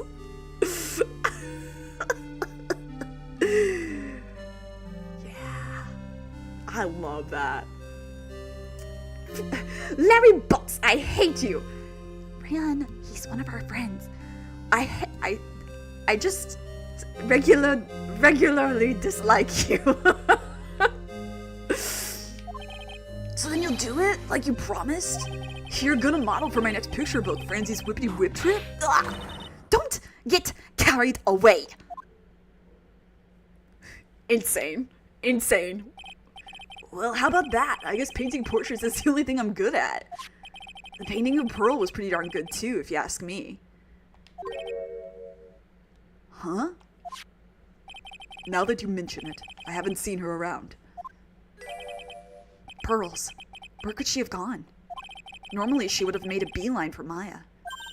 Oh, I'll go look for her. Be right back. Well, she was just here channeling Mia. Hey, Pearly.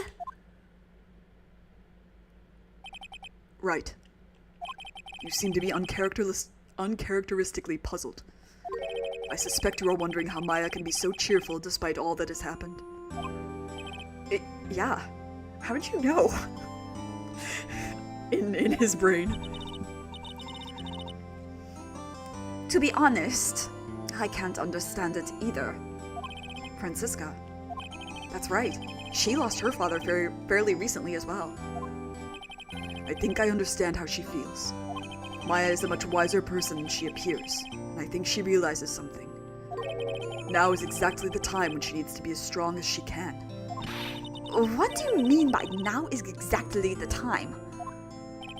Maya wasn't the only one that was badly wounded by this incident. In fact, there was someone that was hurt far more deeply than she. Francisca's here, that's why. I love that everyone's on the Fran Maya train. Choo-choo! I believe it's for that person that Maya is trying her best not to cry. Someone who is hurt more deeply than Maya. Edgeworth, I think I'm starting to understand too. Ow! Then tell me, Phoenix Wright. Who is Maya Fey being strong for? Her baby cousin. Pearl Fey. The poor kid. After all, the reason that she worked so hard to follow the instructions was because she loved and believed in her mother, Morgan. It's for the good of the Fey clan. I'm sure she believed in every last word. She thought she was doing it for Maya. That's why she was so happy. It shows how truly devoted she is to Maya.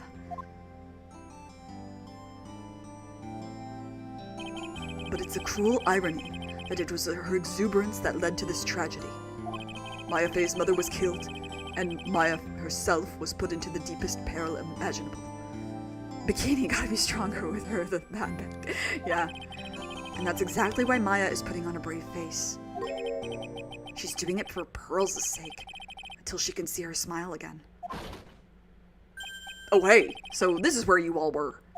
Wow, looks like we've got quite the bunch here today. Ouch! What was that for, sir? Sorry about that, Scruffy. My whip just seems to have a mind of its own. What's up, Detective Gumshoe? Oh, you know, this and that. Anyway, congrats on your win.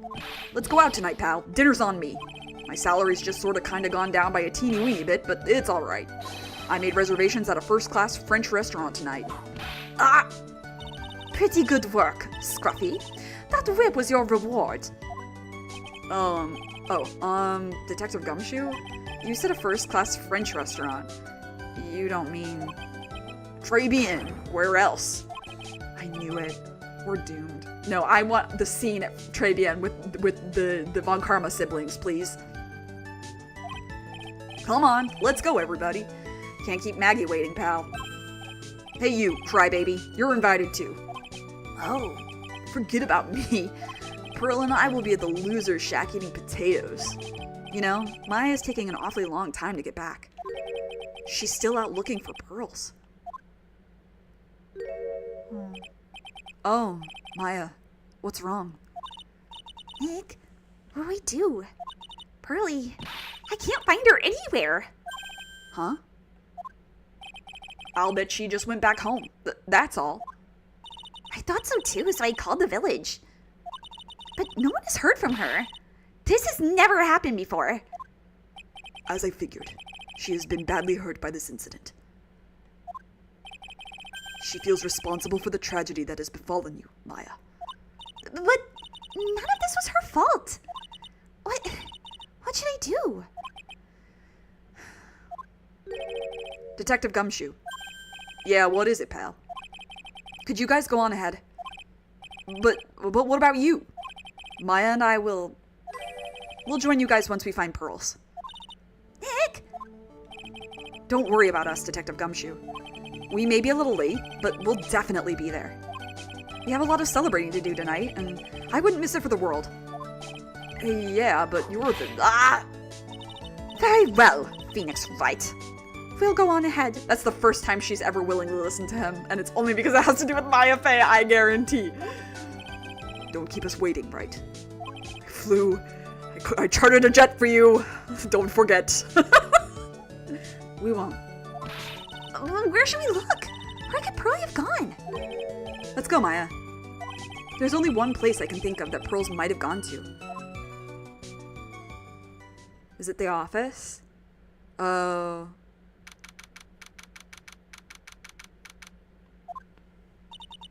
Hasakura Temple. For pearls, I bet this is a very important place. After all, it's where this whole incident started. What's this? You're all back again so soon? Sister Bikini? I thought we'd be eating mashed potatoes alone tonight. So she's here? Pearlie is here? She's in the training hall. Why don't you hurry along and go see her? Okay.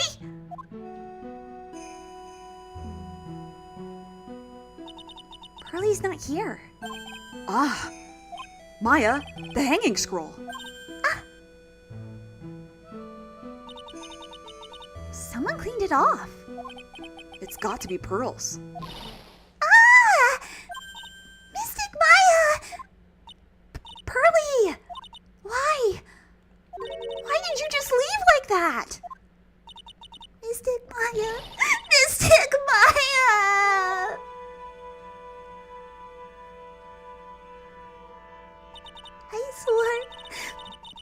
I swore that I would never trouble the two of you ever again. Because it's all my fault that Mystic Maya's mother. That's why you came here? It's the least I could do to pray for her happiness. You don't have to do that, Pearlie. It wasn't your fault. You didn't do anything wrong. Of course, I'm sad that my mother is gone, but how do I say this? I'm still happy. You don't have to lie just to make me feel better. Yeah, the gravy maybe stained it, but it's probably cloth.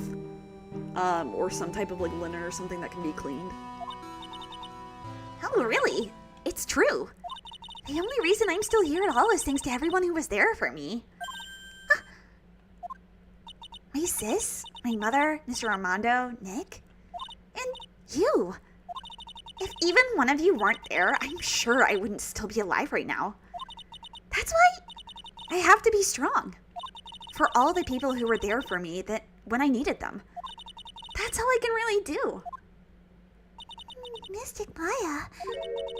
I'm impressed. You truly are the daughter of Mystic Misty. Sister Bikini. Your mother, Mystic Misty, was a strong woman indeed. I want to tell you what she said to me that night. After dishonoring the good name of Kurain, I don't have the right to face my daughter. And Francisca, yeah, she forgot about Francisca and Edgeworth for a second. It's okay, that's fine. And Bikini.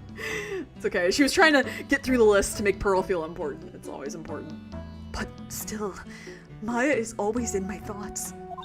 It's true, she'll always be with me until the day I die. Your spirit was with her. That's why your mother was so strong. Even at the end, I'm sure she had no regrets. She'll always be with me until the day I die, huh? There's a rule or something all masters are to follow, isn't there? To never take the charm off until the day you die. That's the master's talisman. The thing that Misty kept by her heart and would never take off. It wasn't the container that was important. Rather, it was the contents. That's... A photo?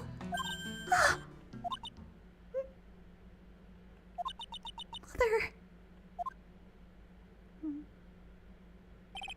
It's only natural for living creatures to fight to protect their own lives.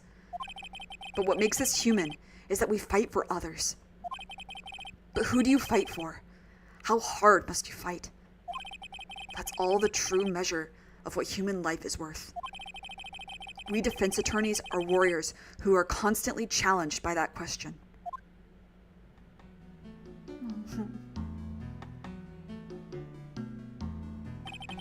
Even when the battle is over, and the bonds that connect us are severed, we always return, time and time again. Mia, Maya, Pearls, Mr. Armando, and Maya's mother too. I learned that from all of them.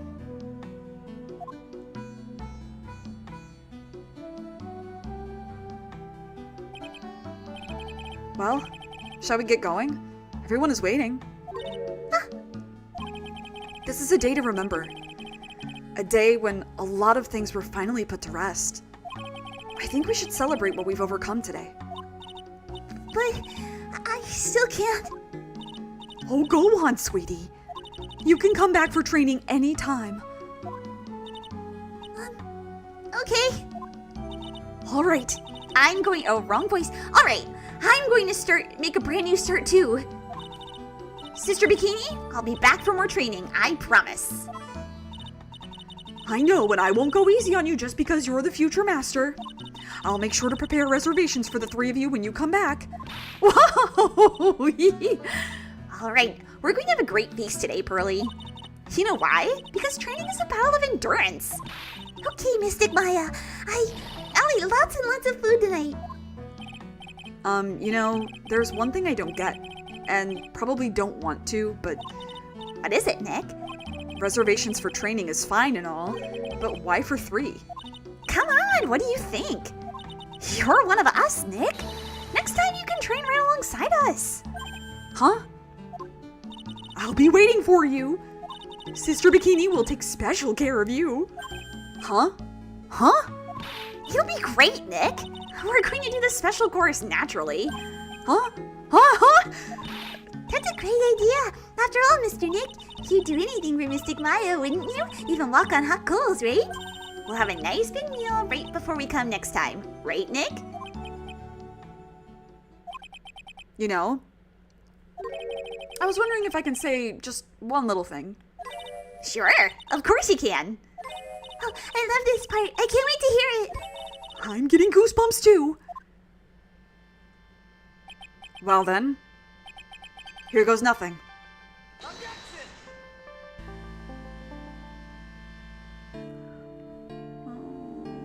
We did it. I'm so sad. Oh my god, I have to remember all these voices. I really have to work extra hard now. Master of Crane and the office manager of Raincoat Law Offices? And I have to be a good big sister to Pearly and Nick, too? Well, as long as I'm not locked up or captured or something like that. No one say anything about this next game either, by the way. So it's true. Mr. Nick really is Mystic Maya's knight in shining armor. He went through with the special course all the way to the end. Actually, I heard there's a legendary extra special ultra course here too. I think I'll surprise the two of them by making them a secret reservation. That's how we got into this mess.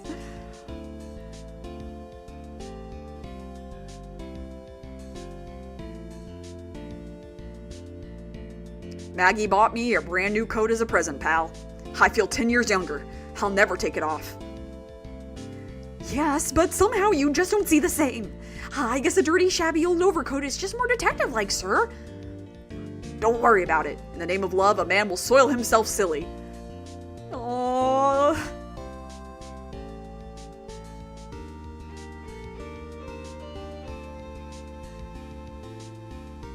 Mr. Wright, I am once again in your debt. Thanks to you, the Treasures of Khura'in exhibit was a great success. I even got to see Ms. Von Karma, who I hadn't seen for almost a year. She taught me how to use a whip and said that I must show you what I've learned. Hell yeah. Yeah, the DS you shouted into it, which is awesome. 3DS as well, I believe. At least I remember doing it. Desi and I started a company called Mask to Mask Consulting. We're dedicated to stopping the evil plans of all the criminals in the city. Our motto is, cut it out, please! Pretty cute, huh? Well, we also sell plans to the criminals as kind of a side business. I wonder if that's okay. Sometimes I think maybe we're the worst criminals. I mean, VODs exist for a reason, Karma.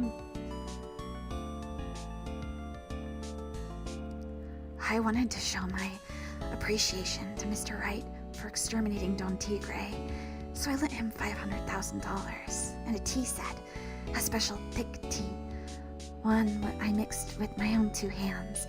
I bet he's drinking it now, when through compromise.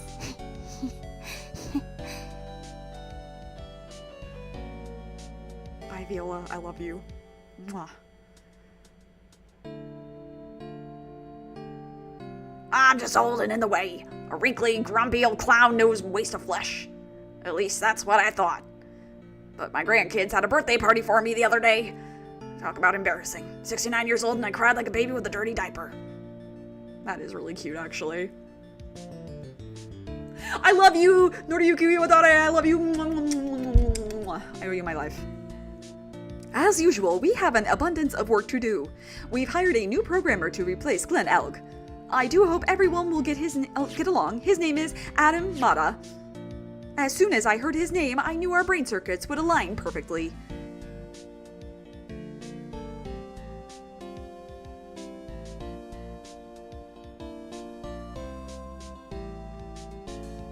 My. More reporters? Since the murder, we've made so much money, I hardly knew what to do. I think the magazines like us because I provide such a nice visual, especially in spring. I can hardly wait for Iris to come back. Wow! Karma, it'll be on a Sunday night, my time again. Oh, maybe you can't. I don't know. Well, I guess we'll find out. VODs exist, like Gregory said. You've turned into such a respectable man, Vini. It was so sweet of you and everyone else to come and visit me here the other day. Of course, I was happy that you constantly had your eyes on me, but I felt kind of bad when the little one slapped you so hard you got a nosebleed.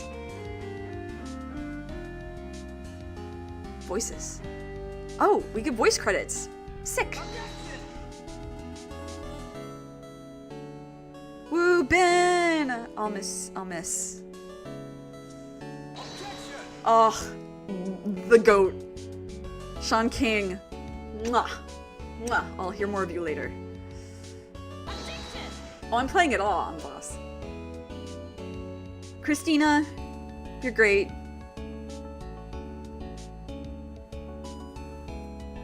Oh, rip. I'm sorry. Oh my god, Agoto. James C. Wilson, you were great for him. I don't care what anybody says. Yes! Janet, you are a queen. She is one of the localizers.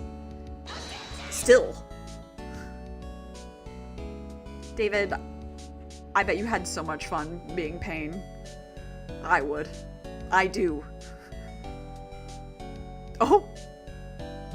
What's this? I'm back from a long and tiring vacation and no one is here to greet me.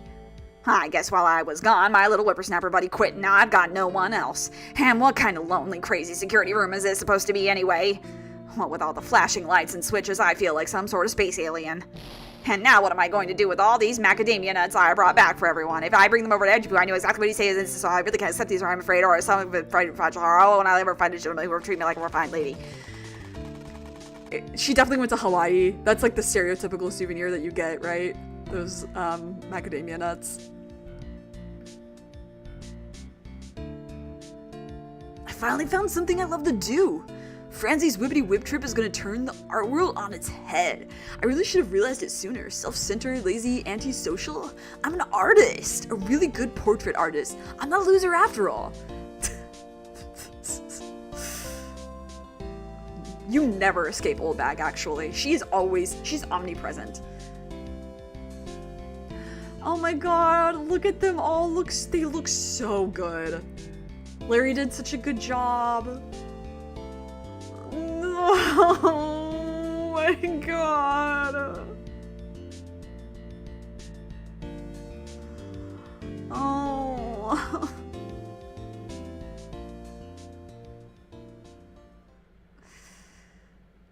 Oh my god, guys, we did it. We did it. We fucking did it.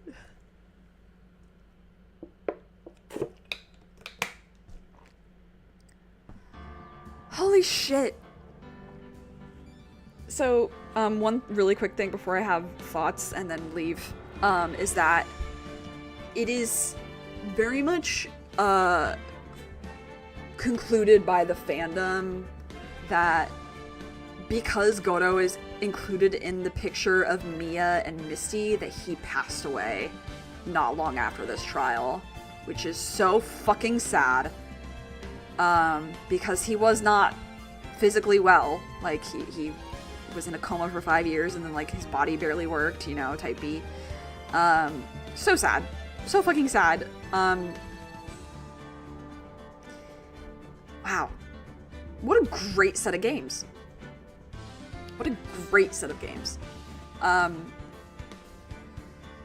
This last case goes crazy. Goro's definitely one of the best written characters in the trilogy.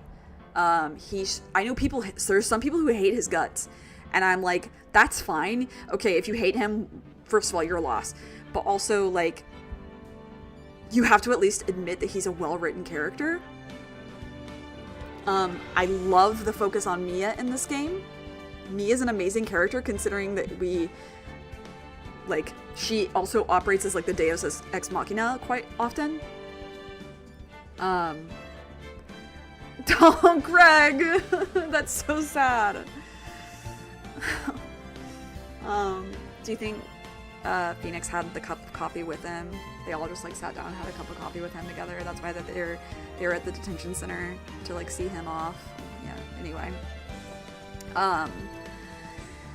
Yeah, I think that this case does such a good job of wrapping up the Faye family as well, like wrapping their arc up, and like specifically Mia and her relevance. It really sucks that we never see her again, but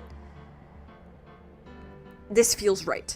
Also, I really, yeah, love her to death. I'll miss her so much. I am going to replay these games on my own, though, so there's that. I think that this is also such an interesting conclusion for Phoenix, having come such a long way, and then, like, not needing to rely on Mia at all, really, in that trial, except just, like, emotionally. And, like, I love that moment where he points and Mia's shadow is there, and Goro's like, I see it now. Like, I'm the one who was wrong. Such a good storytelling moment. So good, so good. Dahlia getting, you know, the way that she is, and then she goes, wah! And, like, goes off and is, like, this vengeful spirit. So cool. So well done. Iris is an interesting character. I just, like I said, I I do think that she's not as innocent as a lot of people like to give her that credit for. I think she's much more interesting when you consider the fact that she is, number one, obsessed with her sister, and number two, not as good of a person as everyone seems to think that she is. That makes her much more delicious for me. And the Fran Maya, I mean, I'm always talking about the right worth, you know, because they've got their shit going on. But Francisca and Maya on great terms, but at the end, is so important to me, even from a non-shipping perspective, because those two understand each other. Those two understand each other, and that's really important, that they, especially Francisca, has, like, no one besides Edgeworth to really support her because she's so callous, right? But, like, at this point, right, she doesn't have anybody else besides Edgeworth, and that's a lot of burden to put on one person, and I think she subconsciously knows that and doesn't want to do it either. You know, she's got her own issues and beef with him too, right? So interesting. Francisca's a great character. I can't wait to see more of her. This is a great set of games. I love this game, Trials and Tribulations, very much. I will always love it. It is not my favorite, but it's up there. Like, it's definitely my favorite of the trilogy games. And yeah, I'm so excited for Apollo Justice. I hope you're ready for me to peek the mic a lot on purpose, because I am ready to be my loud boy. I'm so ready. Trust me, the Francisca analysis, it's in my watch later. It's in my watch later. I'm using it for a day when I want to work on my Fran Maya fic and I need a little bit more like, okay, what happened? And I need the details like kind of said to me again. It's there. I know. Apollo Justice, A4, I'm so ready. I'm ready to see my little boy Apollo. I'm ready to see my little boy Clavier. I'm ready to see my little girl Trucy. I'm ready to see Waki. I'm ready to see Vera. I'm ready to see so many of the gang. Redacted. and yeah, I'm so excited. But that will not be until Sunday. Yeah, Tetra, I have a lot of feelings about fucking Apollo. Apollo. I'll be very Clopalo-brained during the entire game as well. Can't wait for Gavin. Which one? Which one, Karma? Answer carefully. No. But anyway, that will be Sunday. On Saturday, I will play Okami, but there's no Thursday stream this week. I just kind of need a break to get caught up on some things in my life. And then we'll get up to no good next Saturday night with Okami, and then Sunday night with Apollo Justice. People watching the VOD, sorry you get to hear this every time. Sorry. Francisco works under Phoenix to get closer to Maya is a very interesting premise. Yeah. Anyway, both. Also, just like show of hands, how many of you have played Ace Attorney 4 Apollo Justice? How many of you have played it? How many of you don't know or do know what's going to happen? It's very important for me.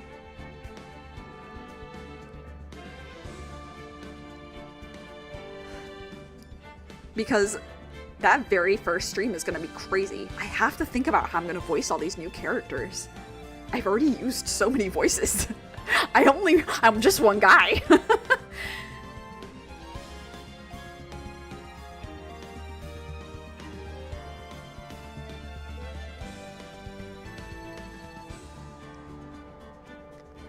Okay.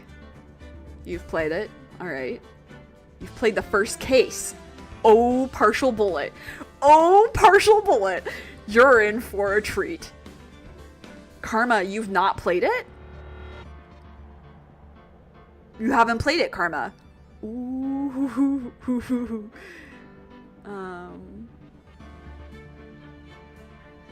Yeah, some people ship Larry and Francisca.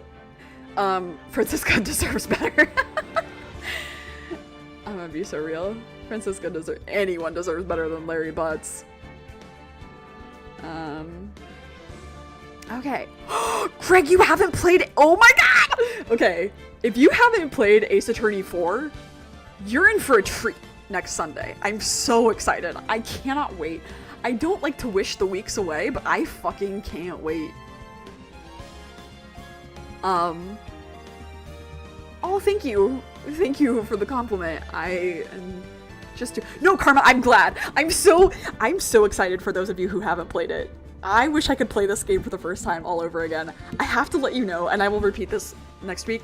I was, like, high as a kite on Paxlovid/COVID when I played this game for the first time, and it made me unwell. Like, mentally. Most of your experiences have been from the Nyan Cave. That's very fair. Well, I love those guys, and I do think that their playthrough of this particular game is really funny. I think Clay did a really good job of voicing Kristoff in AA4, I think. Probably one of my favorite Clay performances. Yeah. Anyway. Oh my god. I wish it was next Sunday too! I wish it was next Sunday so bad. You guys don't understand. You don't understand. If you looked at my life right now, if you looked at my phone, my photo album, if you looked at my house, if you looked at my brain, at my whips, it's all Klapala right now. I'm very normal about them. Anyway, we have to be done. I need to calm down and go read Klapala. Anyway.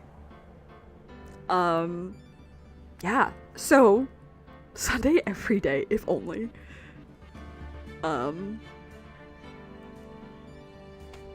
Anyway, you guys know the drill. Take care of yourself. Take care of others. Be good to yourself. Be kind. Stay safe. Stay hydrated. Please wear a mask. It's still bad out there, especially you Americans. Especially if you're in the Atlanta area or like in Georgia at all, you should be getting a chlorine mask. Please stay safe. Please stay safe. Do not listen to the government. They do not care about you. Please stay safe. Thanks for hanging out. This was so much fun, and I will see you guys when I see you next week. Or next weekend, rather. Ah! I'm so excited! Okay. Bye!